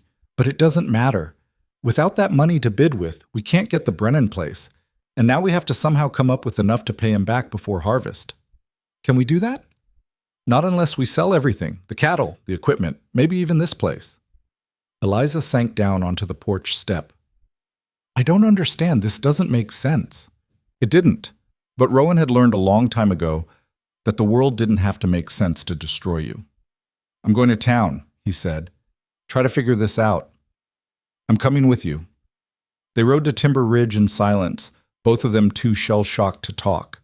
At the general store, Pete Harmon took one look at them and got that expression people get when they know bad news you haven't heard yet. "You talked to Bill," he said. "Yeah." Rowan leaned against the counter. "You know why he's doing this?" Pete hesitated. Then, "Word is Tom Brennan's nephew showed up. Turns out Tom had family after all. The nephew's contesting the auction, claiming the ranch should go to him as next of kin." "What does that have to do with Bill?" "The nephew's married to Bill's youngest daughter. Bill's backing him. Wants that ranch in the family." Understanding hit Rowan like a hammer. "So he's calling in my loan to make sure I can't bid against them." Pete nodded, looking uncomfortable. "That's the rumor." Rowan felt rage building in his chest, hot and sharp and consuming. Bill had set this up, had given them the loan knowing he'd use it as leverage later, had played them from the start. "That's not legal," Eliza said, her voice shaking. "He can't. He can do whatever the contract says he can do." Rowan pushed off the counter. "And I signed it without reading the fine print." They went to see Margaret next. She was furious when she heard. "That snake," she hissed. "I'll kill him. I'll actually kill him." "That won't help," Rowan said, though part of him wanted to let her try. "There has to be something we can do. A lawyer costs money we don't have. And even if we could afford one, by the time anything got resolved, it'd be too late." Margaret's face fell. "So that's it? We just let him win?" Rowan looked at Eliza. She looked back, and he could see the same thing in her eyes that he felt. Defeat, anger, and underneath it all, a determination that refused to die. "No," Eliza said quietly. "We don't let him win." "How do we stop him?" Margaret asked. "I don't know yet." Eliza stood. "But there has to be a way. We just have to find it." They spent the next 2 days going over every option, borrowing from someone else. But no one had that kind of money. Selling everything. But that meant losing the ranch they'd fought so hard to save. Defaulting on the loan. But that would ruin Rowan's name, make it impossible to do business in the valley. Every path led to destruction. On the third night, Rowan was in the barn when Eliza found him. He was supposed to be checking on a sick calf, but really he was just sitting in the hay, staring at nothing. "Hey," she said softly, sitting down beside him. "Hey. I've been thinking. That's dangerous." She didn't smile. "What if we're looking at this wrong? What if the Brennan place isn't the answer?" "What do you mean?" "I mean, we got so focused on expansion, on getting bigger, that we forgot what we already have." She gestured around them. "This ranch. It's small, but it's ours. It's paid for. It's survived 3 years of you barely holding on, and it's still here. Maybe that's enough." "It's not enough to pay back Bill." "No, but the harvest will be. If we're smart, if we cut costs, if we sell at the right time, we can make it work without the Brennan place." Rowan wanted to believe that, but he'd seen the numbers. "It'll be tight. Everything's tight. We've been tight since the day I got here." She took his hand. "But we've made it this far. We'll make it further." "You're not disappointed? About the expansion?" "I'm furious about how Bill played us, but disappointed about not getting bigger?" She shook her head. "No. I'd rather have this," she squeezed his hand, "than all the land in Montana." Something in Rowan's chest loosened. "When did you get so wise?" "I've always been wise. You just weren't paying attention." This time he did smile. "Fair enough." They sat there in the quiet barn holding hands while the sick calf dozed in its stall and the ranch settled around them. "We're going to be okay," Eliza said. "You know that, right?" "I'm starting to." But the universe wasn't done testing them yet. The next morning, Rowan woke to Eliza doubled over, clutching her stomach. "What's wrong?" he asked, instantly alert. "I don't know. I just—" She gasped, her face going white. "Something's wrong." He got her back to bed, rode hell-bent for Margaret's place. Margaret took one look at Eliza and sent him for the doctor. By the time Dr. Harris arrived, Eliza was burning with fever, her skin clammy and pale. "How long has she been like this?" Harris asked, examining her. "Started this morning." Rowan hovered in the doorway, feeling useless. "What is it?" Harris's face was grim. "Could be appendicitis. Could be something else. I won't know until I can get her somewhere I can examine her properly. The clinic in town is 2 hours away. She might not have 2 hours." Harris stood. We need to operate. Here. Now. Rowan's blood went cold. You want to operate in my house? I don't want to, but if we wait, she could die. The appendix could rupture. Once that happens, he didn't finish the sentence. Margaret had appeared in the doorway. Tell us what you need. They cleared the kitchen table, boiled water, gathered every clean sheet they had. Harris laid out his instruments, knives and clamps, and things Rowan didn't have names for. Eliza drifted in and out of consciousness, mumbling things that didn't make sense. You need to leave, Harris told Rowan. Like hell. You'll be in the way. Margaret can assist me. You need to go. Margaret put a hand on his arm. Go, please, let us help her. Rowan wanted to refuse, wanted to stay, to hold Eliza's hand, to be there. But he'd be useless. Worse than useless. So he went outside and waited. It was the longest 3 hours of his life, longer than waiting for Anna to give birth, longer than watching Thomas die, longer than any night he'd spent alone in the line shack, drowning in grief. Because this time he knew what he stood to lose. He'd already lost one wife. The thought of losing another, of losing Eliza, made him want to burn the whole world down. Finally, Margaret emerged. Her apron was covered in blood, but she was smiling. She's alive, she said. It was her appendix. Harris got it out in time. Rowan's legs gave out. He sat down hard on the porch step, his whole body shaking. Can I see her? Give them a few more minutes to finish up, but yes, you can see her. When he finally went inside, Eliza was on the table, pale as death, but breathing. Harris was stitching the incision, his hand steady and sure. She'll need time to recover, Harris said without looking up. No heavy work for at least 6 weeks. Lots of rest. But she should be fine. Rowan moved to the table, took Eliza's hand. Her eyes fluttered open. Hey, she whispered. Hey yourself. His voice cracked. You scared me. Sorry. Don't be sorry, just don't die. I'll try not to, she managed a weak smile. Though if this is your way of getting out of farm work, not funny. Little bit funny. He kissed her forehead, not caring that Margaret and Harris were watching. I love you. Love you too. Her eyes drifted closed again. Don't let the wheat die while I'm sleeping. I won't. Harris finished stitching, bandaged the wound. Between him and Rowan and Margaret, they got Eliza into bed. She was asleep before her head hit the pillow. I'll check on her tomorrow, Harris said, packing his instruments. But she's strong. She'll pull through. After he left, Margaret made coffee. They sat in the kitchen, the same kitchen where hours ago they'd cut Eliza open to save her life, and didn't talk about how close they'd come to losing her. You should get some rest, Margaret said finally. Can't. Too much to do. Rowan, I'm fine. He stood, suddenly needing to move. I've got to check the cattle, water the garden, feed the chickens. I'll do it. Margaret stood too. You stay with her. Don't have to. Yes, I do, because you'll work yourself to death trying to do everything alone, and then what good are you to her? She pushed him toward the bedroom. Stay with your wife. I'll handle the ranch.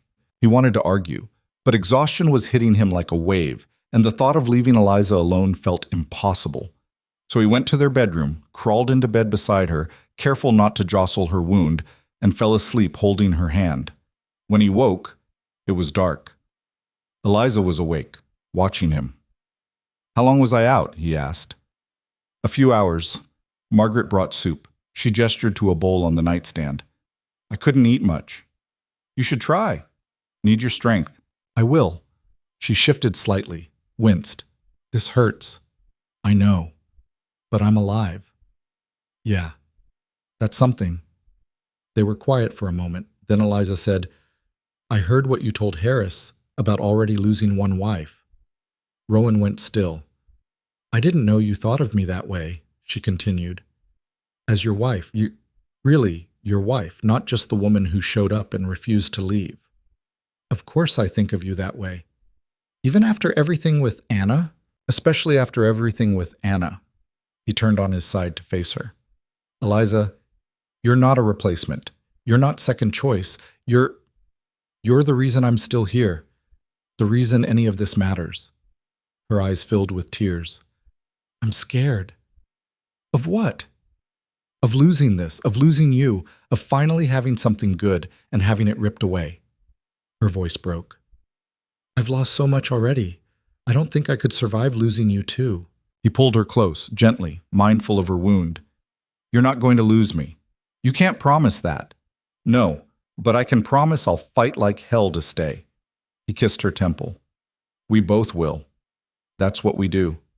We fight. She cried then, silent tears that soaked into his shirt. He held her while she let it out, all the fear and pain and exhaustion of the past few days. When she finally stopped, she said, What are we going to do about Bill? I don't know, but we'll figure it out. Together? Always together. She fell asleep in his arms.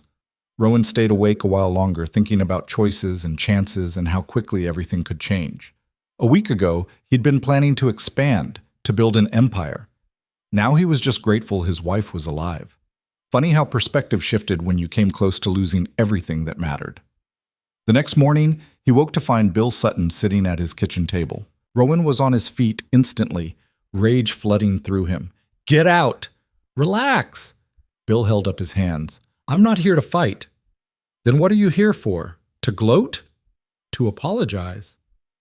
That stopped Rowan cold. What? Bill looked older than Rowan remembered. Tired.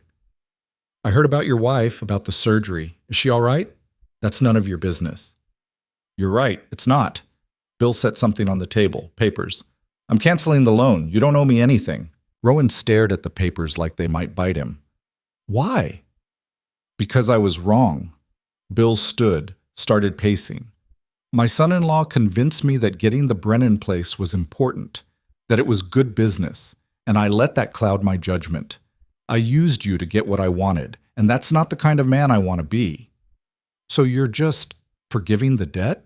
Consider it an apology, a poor one, but it's all I've got. Bill moved toward the door. For what it's worth, I hope she recovers, and I hope you make that harvest. He left before Rowan could respond. Rowan stood there, papers in hand, trying to process what had just happened. The bedroom door opened. Eliza emerged, moving slowly but upright. Was that Bill? She asked. Yeah. What did he want? Rowan showed her the papers, watched her read them, watched her eyes go wide. He canceled the loan, she said. Yeah. We're free. We can keep the ranch, make it to harvest. Yeah. She started crying again, happy tears this time. We did it. We actually did it. We survived, Rowan corrected. That's not the same as winning. Yes, it is. She crossed to him, wrapped her arms around his waist. Survival is winning. Everything else is just details. He held her, careful of her wound, and thought about how much his life had changed in 7 months. How a woman he'd never wanted had become the only thing he needed. How a ranch he'd been ready to abandon had become worth fighting for. How love, real love, was terrifying and painful and absolutely worth the risk. Come on, he said. Let's go check those wheat fields. See if we're actually going to make this harvest. They walked out together into the bright July morning toward fields of wheat that would either save them or destroy them. But whatever happened, they'd face it together. And that made all the difference. The wheat stood tall and golden in the August sun, ready for harvest. Rowan walked the rows every morning, running his hands through the grain, checking for moisture content, watching for signs of rust or blight. So far, everything looked perfect, too perfect. After everything they'd been through, he kept waiting for disaster to strike. You're doing it again, Eliza said from behind him. He turned to find her walking toward him, still moving carefully because of the incision that was healing slower than either of them liked. She wasn't supposed to be out in the fields yet, but try telling her that. Doing what? Expecting the worst. She reached him, took his hand. The wheat's good, Rowan. Maybe accept that things can actually go right sometimes. Things going right makes me nervous. Everything makes you nervous. She smiled to soften it. But we've earned this. We worked for it. Let yourself have it.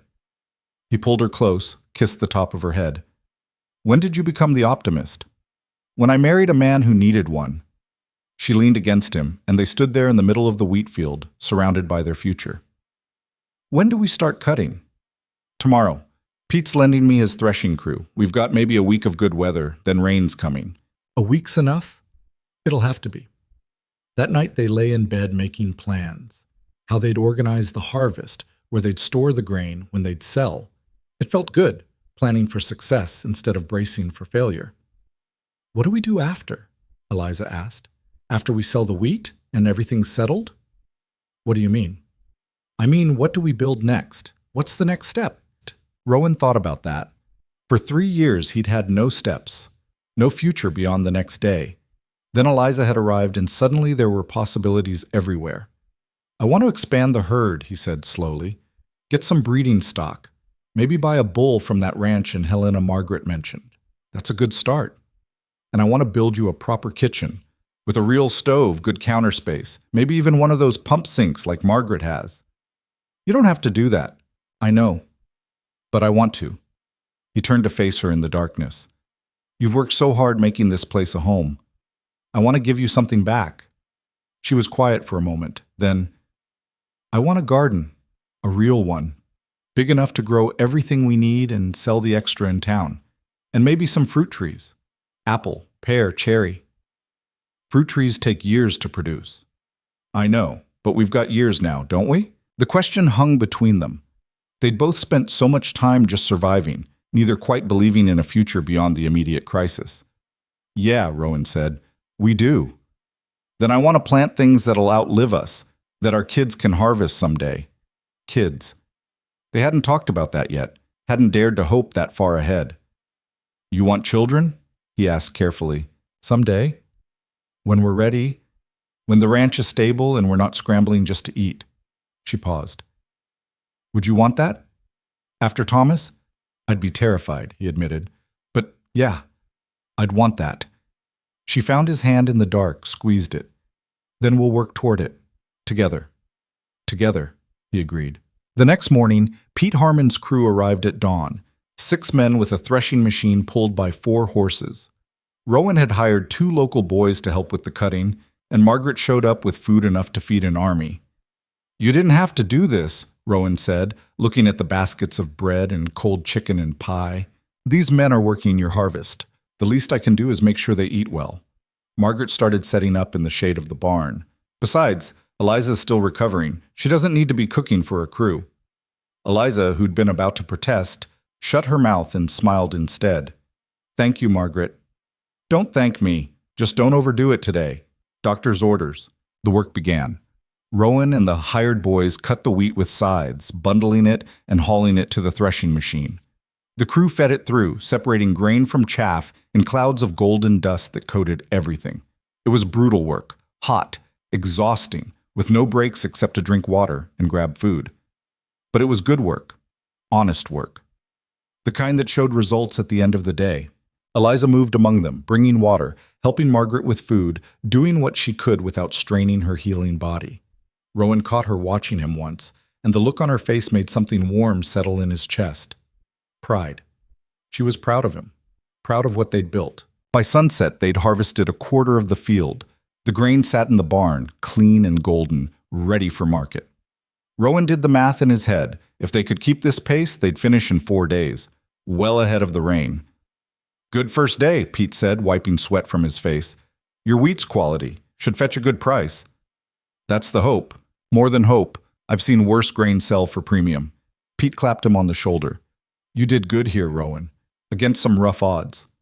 After the crew left, Rowan and Eliza sat on the porch, watching the sun set over fields that were half gold, half stubble. "1 day down," she said. 3 to go. "We're going to make it." "Yeah." He pulled her close. "We are." Day 2 brought complications. One of the hired boys got sick, slowing the cutting. The threshing machine broke down mid-afternoon, cost them 2 hours while Pete fixed a belt. And the temperature climbed past 100, making every movement feel like wading through molasses. But they pushed through, kept working. By nightfall, they'd finished half the field. Day 3 was worse. The heat was oppressive, the kind that made you dizzy and stupid. One of the crew members collapsed from heat exhaustion. They had to stop early, which meant falling behind schedule. Rowan stood in the barn that evening, looking at what was left to harvest, doing math that didn't work out the way he needed. "We're not going to finish before the rain," he said. Eliza had come to find him. "How much are we short?" "A day, maybe a day and a half. Can we work through the night? Too dangerous. Someone will get hurt working in the dark. Then we start earlier tomorrow. Work until we can't see. Eliza, we didn't come this far to quit now. Her voice was firm. We find a way. That's what we do. He wanted to argue, to point out all the ways this could go wrong, but she was right. They'd survived too much to let a day of rain ruin everything. I'll ask the crew if they'll work longer hours, he said. Offer extra pay we can't really afford. We'll afford it. We always do. Day 4, they started at first light and didn't stop. The crew worked through lunch, through the hottest part of the day, through the evening. Margaret brought dinner to the field so they wouldn't lose time. Eliza pushed herself harder than she should have, helping wherever she could until Rowan physically made her sit down. You're going to tear those stitches, he said. I'm fine. You're not fine. You're pale and sweating, and you just carried a bundle that was way too heavy. He guided her to a chair Margaret had set up. Sit, rest. Let us finish this. I should be helping. You are helping by not making yourself sick. He kissed her forehead. Please, for me. She relented, though he could see it cost her. Eliza wasn't good at sitting still, at watching others work while she rested, but her body needed time to heal, whether she liked it or not. By the time darkness forced them to stop, they'd finished 3/4 of what remained. One more day, that's all they needed. But when Rowan woke the next morning, the sky was dark with clouds rolling in from the west. No, he breathed, staring out the window. Not yet. Not today. Eliza appeared beside him, following his gaze. How long do we have? Few hours, maybe less. Then we work fast. They did. The crew arrived and immediately understood the situation. Finish now or lose what was left. Everyone moved with desperate speed, cutting, hauling, threshing. The clouds built overhead, dark and threatening, the wind picking up and bringing the smell of rain. Rowan watched the sky while he worked, watched the storm approaching, calculating whether they'd make it. It was going to be close. Too close. They were down to the last section when the first drops hit. Keep going, Rowan shouted over the wind. We can finish this. The rain started light, just a sprinkle, then heavier, then a downpour that soaked them all in seconds. But the wheat was almost done.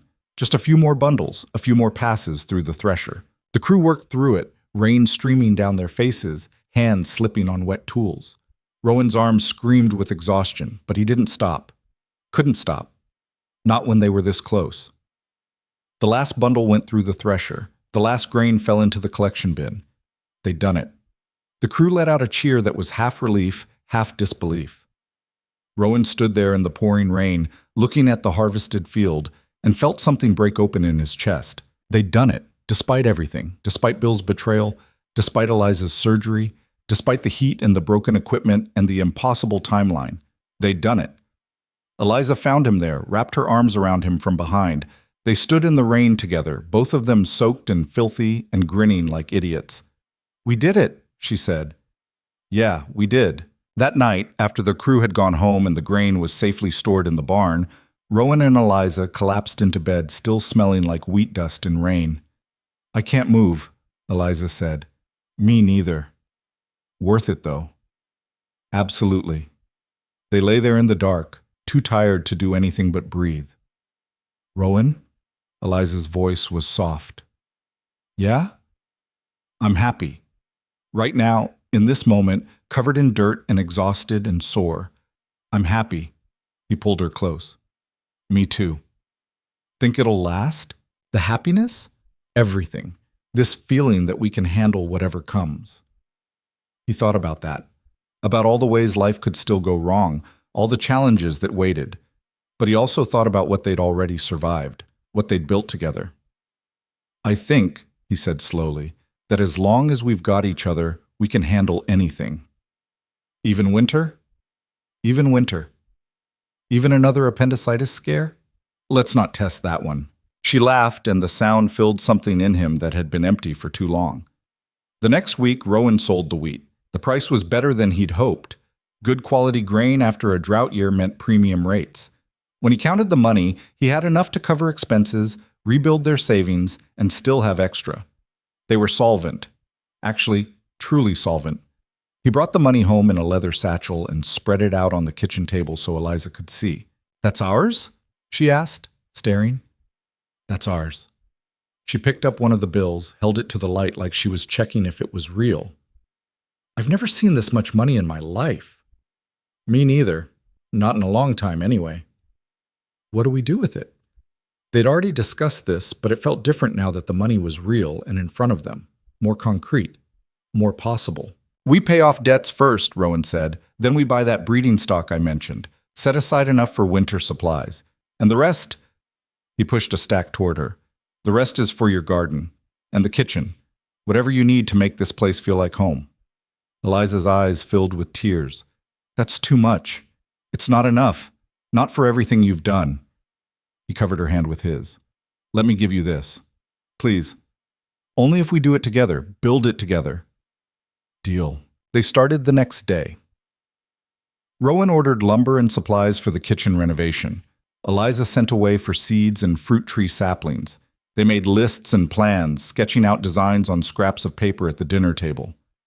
"The stove should go here," Eliza said, pointing, "with the counter space on this side so I can prep food without walking back and forth. What about storage? Shelves here, cupboards here, and a pantry in this corner." Rowan made notes, calculating materials. "It's going to take a few weeks to build." "That's fine. We've got time." Time. They had time now. The thought still felt strange, like a luxury they weren't used to. The work started in September.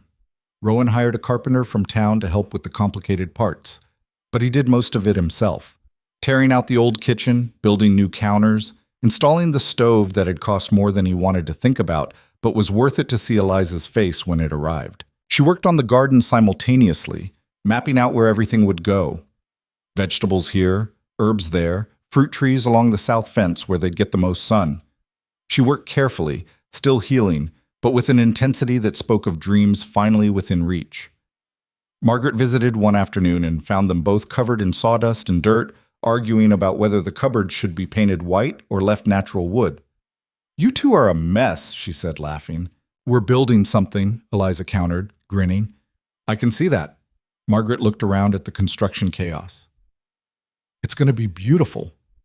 It's going to be ours," Rowan said. And that was what mattered. The kitchen was finished by October. New stove, new counters, new shelves stocked with supplies they'd been able to afford because of the harvest. A pump sink that actually worked, bringing water right into the house instead of making Eliza haul it from the well. The first meal she cooked in the new kitchen was a celebration: roast chicken, potatoes, fresh bread, apple pie made from fruit Margaret had brought over. They invited Margaret and Pete Harmon and Bill Sutton, extending forgiveness in the form of dinner. Bill came, though he looked uncomfortable the whole time.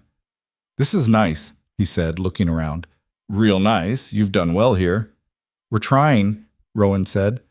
"I meant what I said before, about being sorry. I let greed make me stupid. We all make mistakes." Rowan poured him coffee. "What matters is what you do after." They ate and talked, and by the end of the night, some of the tension had eased. Bill wasn't a friend exactly, but he wasn't an enemy anymore either, just another rancher trying to make it in hard country. After everyone left, Rowan and Eliza cleaned up together in their new kitchen. "This feels different," Eliza said, washing dishes in the new sink. "The kitchen?" "Everything. Like we've finally stopped scrambling and started living." Rowan dried a plate, thinking. She was right. For the first time since Anna and Thomas died, he wasn't just going through motions. He was actually living, planning for the future, building things to last, caring about more than just getting through the day. "I've been thinking," he said carefully, "about what you said, about kids." Eliza's hand stilled in the dishwater. "Yeah? I want that. With you. Not right now. We should wait until you're fully healed, until we're more stable, but someday. I want to fill this house with family again." She turned to face him, soap suds dripping from her hands. "You're sure? After everything that happened before?" "I'm terrified," he admitted. "Losing Thomas almost destroyed me. The thought of going through that again." He took her hands, wet and soapy as they were. "But the thought of never having that joy again because I'm too afraid? That's worse. And I trust you. Trust us. Trust that whatever comes, we'll handle it together." Eliza kissed him then, deep and real, and full of promise. When they broke apart, she was crying. "Why are you crying?" he asked, worried. "Because I'm happy. Because I came here expecting nothing and got everything." She laughed through her tears. "Because you're everything I didn't know I needed. Right back at you." They stood there in their new kitchen, holding each other, while outside the first snow of winter began to fall. November brought cold that settled in and stayed. Rowan and Eliza spent the short days preparing for winter, storing food, repairing equipment, making sure everything was ready for the months ahead. But this winter felt different than the last. They had supplies, they had money, they had each other. They weren't just surviving, they were thriving. One night, Rowan found himself in the room that had been Thomas's. He'd avoided it for 3 years, keeping the door closed, refusing to acknowledge it existed. But now he stood in the doorway, looking at the small bed, the toys still scattered on the floor where a 3-year-old had left them. Eliza appeared beside him. She didn't say anything, just slipped her hand into his. "I think I'm ready," he said quietly, "to clean this out, make it into something new." "You don't have to." "I know, but I want to." He squeezed her hand. "Anna and Thomas will always be part of me. But they're gone.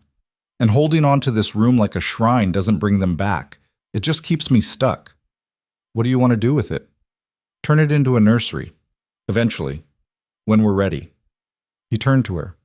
"What do you think?" "I think that's perfect." They spent the next week cleaning out the room.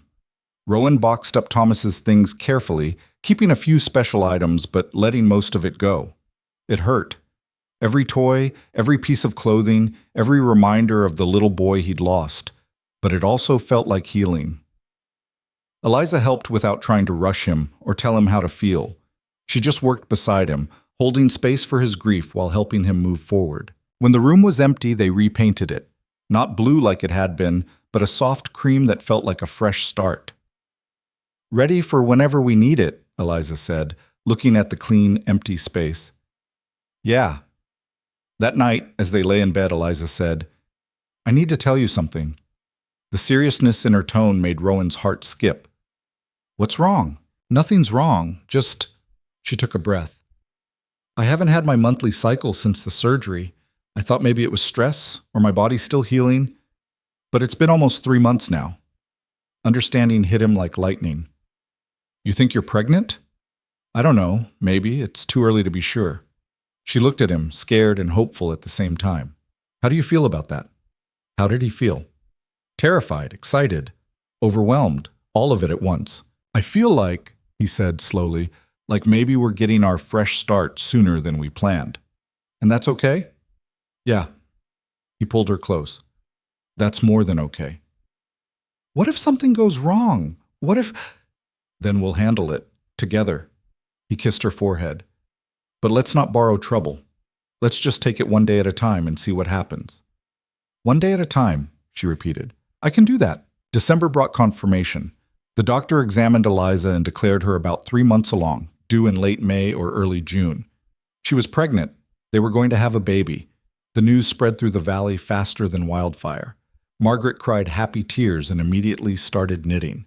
Pete Harmon's wife brought over maternity dresses. Even Bill Sutton stopped by with a rocking chair he'd made himself. "For the baby," he said gruffly. "My way of making amends." Rowan took it, touched despite himself. "Thank you." "You're going to be a good father," Bill said. "Better than I was, probably. You've learned from loss. That makes you stronger." After he left, Rowan stood in the nursery, looking at the rocking chair, and felt the weight of what was coming. The responsibility, the fear. The impossible, terrifying, wonderful reality of bringing new life into this world. Eliza found him there, as she always did when he was thinking too hard. "Scared?" she asked. "Out of my mind." "Me too." She took his hand, placed it on her stomach where there wasn't any visible change yet, but where life was growing. "But we've handled everything else. We'll handle this too." "What if I'm not ready?" "Nobody's ever ready. You just do your best and hope it's enough." "What if my best isn't enough?" She turned to face him fully.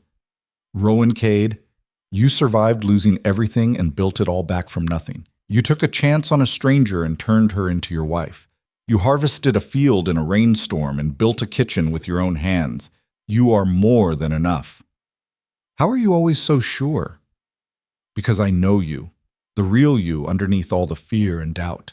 And that man is strong enough for anything. She kissed him, including fatherhood. He held her there in the empty nursery, in the room that would soon hold their child, and let himself believe it. Let himself imagine a future where things actually worked out, where happiness wasn't temporary, where family meant joy instead of loss. It was the hardest thing he'd ever done, choosing hope over fear.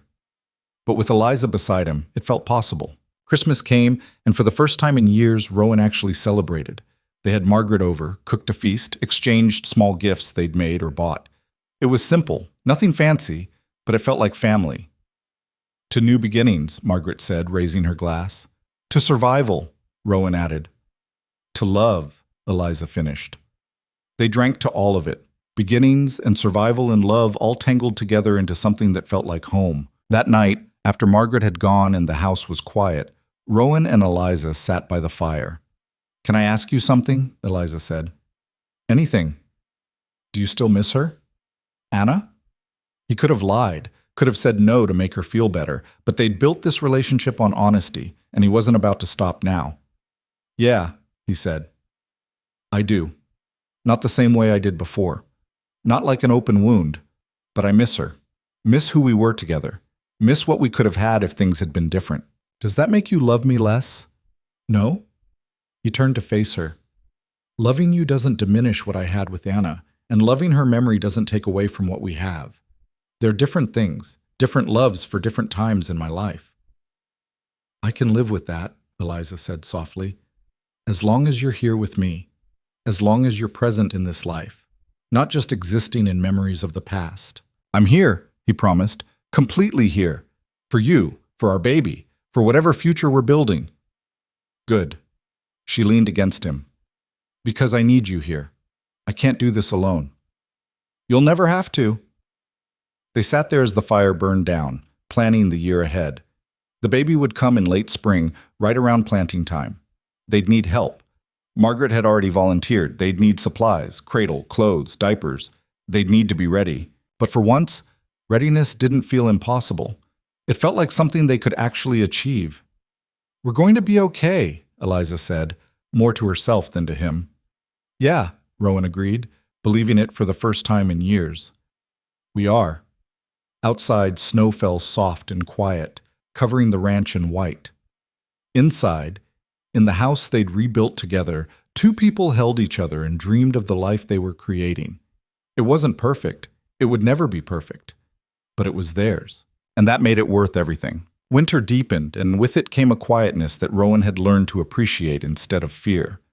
The ranch slept under snow. The cattle huddled in the shelter he'd reinforced, and inside the house, Eliza grew rounder with each passing week. January brought bitter cold that tested everything they'd built. Pipes froze despite their best efforts. One of the older cows died in the night, just gave up against the temperature. Rowan found her in the morning, stiff and covered in frost, and felt the familiar ache of loss. But this time, it didn't flatten him. This time he buried her, said a quiet goodbye, and moved on. Because loss was part of this life. Fighting it was like fighting the wind, pointless and exhausting. You okay? Eliza asked when he came back inside, stamping snow from his boots. Yeah, lost old Betsy. I'm sorry. She was at the stove making coffee that filled the house with warmth. She was a good cow. She was. He hung up his coat. But she was 12 years old. That's a long life for cattle out here. Eliza poured him coffee, studied his face. You're different than when I first got here. How so? You don't carry death the same way. It still hurts you, but it doesn't destroy you anymore. He thought about that, wrapping his hands around the warm cup. I think I finally learned the difference between grieving and drowning. Took me long enough. Some lessons take time. She sat down carefully, one hand on her growing belly. The baby moved this morning. Really moved, not just flutters. Can I feel? She guided his hand to the right spot. They waited, and then, there. A definite push against his palm, like a tiny fist asserting its presence. Rowan's throat tightened. Hello in there, he said softly. He's strong, Eliza said. Or she, whoever they are. You think it's a boy? I don't know, but if it is, she hesitated. What would you think about naming him Thomas, after your son? The question hit him harder than he expected. You'd do that? Only if you want to. I know it might be painful. No. He kept his hand on her belly, feeling their child move. No, it would be an honor for both of them, the one I lost and the one coming.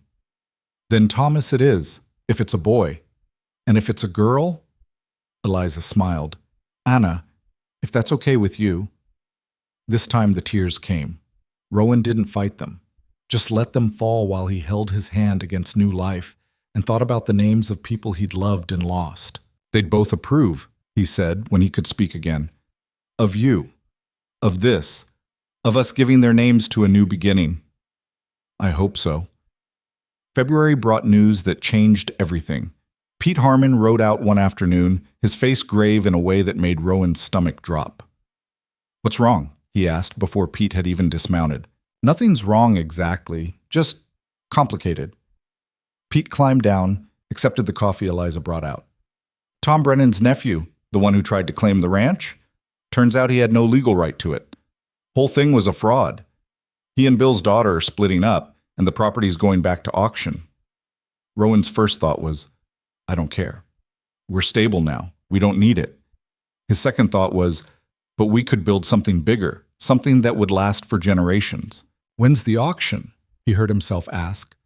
3 weeks, and this time it's legitimate. No family claims, no complications, highest bidder wins.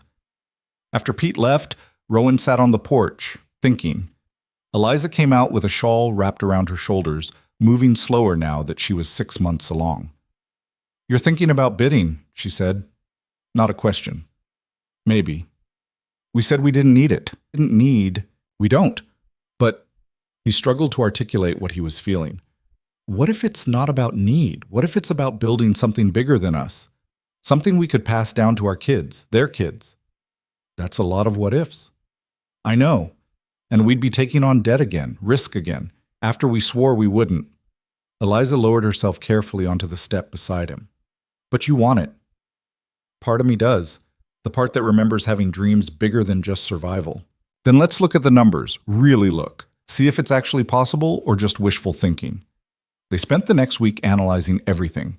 Their current finances, projected income, what they could afford to bid, what they'd need to borrow. Margaret helped, and even Bill Sutton, trying to make amends, offered advice. The numbers were tight. Possible, but tight. They'd be leveraged again, betting on good harvests and healthy cattle, and luck that hadn't always been on their side. It's a risk, Rowan said the night before the auction. Everything worth having is a risk. Eliza's hand rested on her belly. We're about to bring a baby into this world. That's the biggest risk there is. At least land doesn't cry at 3 a.m. That made him laugh. Fair point.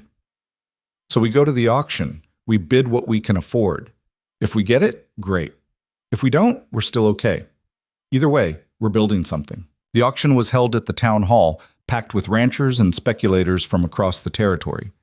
Rowan recognized most of them. Neighbors, competitors, people who'd been watching to see if he'd survive or fail. The auctioneer started the bidding at a price that made Rowan's palms sweat. It climbed quickly, people dropping out as the numbers got serious. Within 20 minutes, it was down to 3 bidders. Rowan, a cattle baron from Helena, and a mining company looking to expand. The cattle baron dropped out at a price that was already above what Rowan had planned to spend. The mining company kept going. Rowan bid again, pushing past his limit. Eliza's hand found his under the table, squeezed. The mining representative bid higher. Rowan calculated in his head. If he went higher, they'd be stretched impossibly thin. One bad season and they'd lose everything. But if he didn't, they'd lose this chance. Maybe forever. He bid again. The room went quiet. Everyone watching, waiting to see what the mining company would do.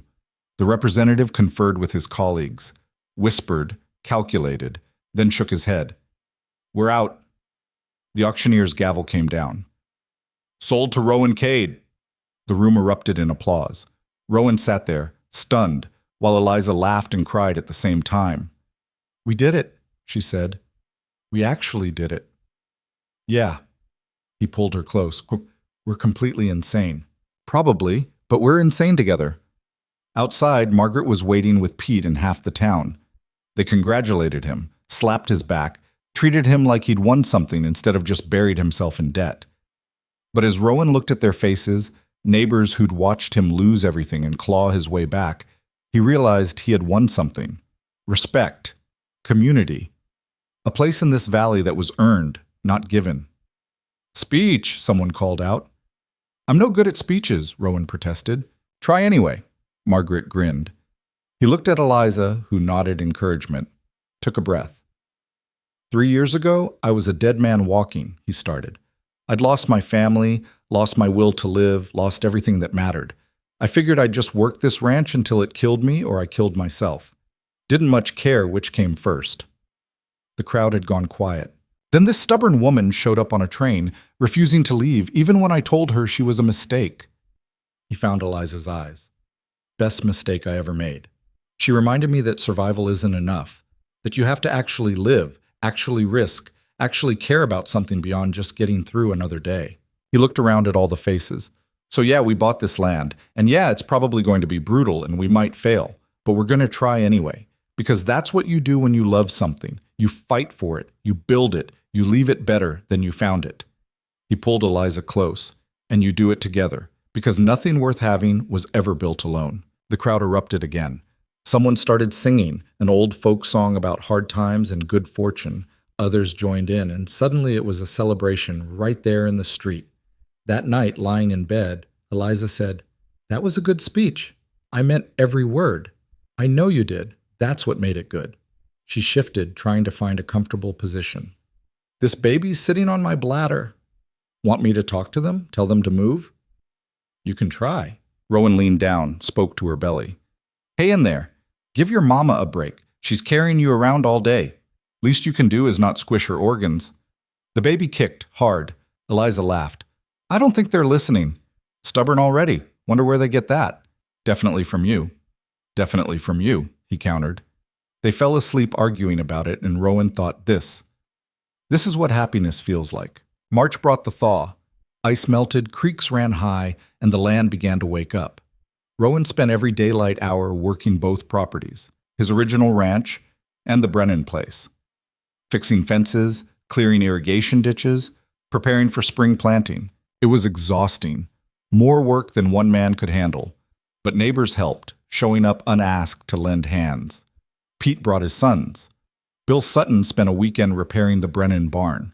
Even the cattle baron who'd bid against him stopped by with advice on managing 2 properties.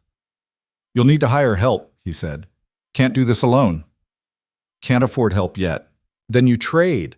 You help me with my spring branding. I send my crew to help with your planting. That's how it works out here." Rowan had forgotten that. How communities survived by trading labor, helping each other through the brutal seasons. He'd been alone so long, he'd stopped seeing the network of support that existed if you let yourself be part of it. "Thank you," he said. "I'll take you up on that." The man nodded. "You're one of us now, Cade. Might as well act like it." April brought Eliza's fruit trees. They arrived by wagon, 6 saplings carefully wrapped and labeled. Apple, pear, cherry, just like she'd wanted. She supervised their planting with the intensity of a general commanding troops, making sure each one went in exactly the right spot. "They won't fruit for years," Rowan reminded her as he dug the holes. "I know. But someday they will. Someday our kids will eat apples from trees we planted before they were born." She touched her belly. "I like that idea, building something that outlasts us." He planted the trees with care, thinking about the future they represented. Whoever lived on this land 50 years from now would eat fruit from these trees, would stand in their shade, would benefit from decisions he and Eliza made today. That felt important, like legacy, like meaning. "What are you thinking about?" Eliza asked. "About how everything we do matters, even the small stuff. Planting trees, fixing fences, choosing to stay when leaving would be easier. It all adds up to something bigger." "You're getting philosophical in your old age." "I'm 32. Ancient," she grinned. "Help me up. I need to check on the garden." He pulled her to her feet, and they walked together through the land they were transforming. The vegetable garden was already showing green shoots. The new kitchen was filled with jars of preserved food from last year. The barn held equipment that actually worked, The cattle wore their brand, a C with an E intertwined, representing both of them. Everything they touched bore their mark, their effort, their love. May came fast, bringing heat and the baby's due date. Eliza grew uncomfortable, her back aching, her feet swollen, her patience thin. "I'm done being pregnant," she announced one morning. "This baby needs to get out. Tell them that." "I have been. They're not listening." Margaret had moved into the spare room the week before, ready to help when labor started. Dr. Harris had visited twice, pronouncing everything normal and healthy. But Rowan was terrified anyway. He remembered Anna's labor with Thomas, 20 hours of agony before their son finally arrived. Remembered how pale she'd been, how much blood there'd been, how sure he'd been that he was going to lose her. "I can see you spiraling," Eliza said that afternoon, catching him staring at nothing. "I'm fine. You're a terrible liar." She took his hand, placed it on her belly where the baby was moving. "Feel that? That's life. Strong life. This baby's going to be fine. I'm going to be fine. We're all going to be fine." "You can't know that." "No, but I can believe it, and so can you." She kissed him. "Have a little faith, Rowan. Not in some higher power, just in us. In what we've built. In our strength." He tried. Really tried to believe everything would be okay. Labor started 2 days later, just after dawn. Eliza woke him with a hand on his shoulder and 3 words. "It's time." Rowan shot out of bed like he'd been struck by lightning. "Now? Right now?" "Contractions started an hour ago. I wanted to let you sleep." "An hour? Why didn't you wake me?" "Because you needed rest and I needed quiet." She moved toward the bedroom door.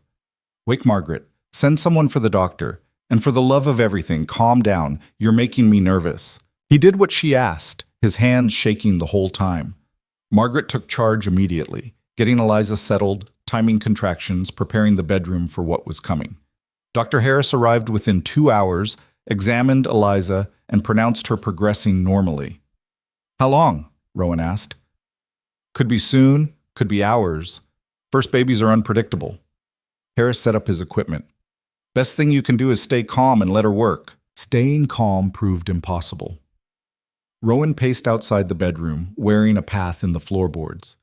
He could hear Eliza, not screaming, but making low sounds of effort that twisted his gut. Pete Harmon showed up at some point, brought by Margaret's husband who'd ridden to town. Then Bill Sutton. Then half the valley, it seemed, all gathering to wait with him. "It's tradition," Pete explained. "When a baby comes, the community shows up, to support, to help, to witness new life." Rowan had forgotten that too. How births were celebrated, shared, marked by everyone because every new life meant the community survived another generation. The labor stretched through the afternoon. Rowan was allowed in periodically, holding Eliza's hand while she worked through contractions. She was strong, focused, but he could see the exhaustion building. "I can't do this much longer," she gasped during one break. "Yes, you can," Margaret said firmly. "You're almost there." "How do you know?" "Because I've done this 3 times. Trust me, you're close." She was right. 20 minutes later, Dr. Harris said, "Next contraction, push, really push. Let's meet this baby." Eliza bore down, her face red with effort, and Rowan held her hand so tight he thought his bones might break. And then, a cry. Small and furious and absolutely perfect. "It's a boy," Harris announced, holding up a tiny, squalling creature covered in blood and vernix. A healthy boy. Rowan couldn't breathe, couldn't think, could only stare at this impossible miracle, his son, their son, alive and crying and real. "Thomas," Eliza said, tears streaming down her face. "His name is Thomas." Harris cleaned the baby, wrapped him in a blanket, and handed him to Eliza. She cradled him against her chest, and the baby quieted immediately, like he recognized her heartbeat. "Hello, little one," she whispered. "Welcome home." Rowan leaned down, touching his son's tiny fist. Thomas grabbed his finger with surprising strength, holding on like he'd never let go. And something in Rowan's chest that had been broken for 3 years finally clicked back into place. This was why you kept living. This was why you fought through the pain and the fear and the impossible odds. For moments like this, for life continuing despite everything, for hope made flesh. "He's perfect," Rowan said, his voice rough. He is, Eliza agreed, our perfect, messy, beautiful start. Outside, someone must have announced the news because a cheer went up. The community's celebrating new life, the way communities had for thousands of years. Margaret poked her head in. Can I tell them the name? Thomas Rowan Cade, Eliza said. Tell them that. After Margaret left, after Dr. Harris finished checking Eliza and pronouncing her healthy, after the bedroom was cleaned and put right, the three of them lay together, Rowan, Eliza, and Thomas. A family. I was so scared, Rowan admitted, that I'd lose you, that something would go wrong. But it didn't. We're okay. Eliza shifted the baby so Rowan could see his face better. Life doesn't always take. Sometimes it gives back. He looked at his son, this tiny person who carried his first son's name but would make his own path, his own choices, his own life. Looked at his wife, who traveled across a continent on nothing but hope and transformed his world completely.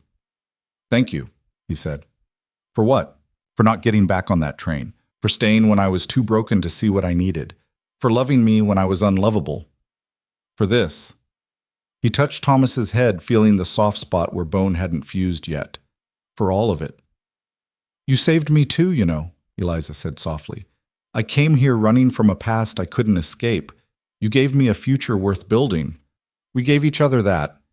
Yeah, we did. The weeks that followed blurred together in a haze of sleepless nights and constant feeding and the sharp terror of being responsible for something so small and fragile.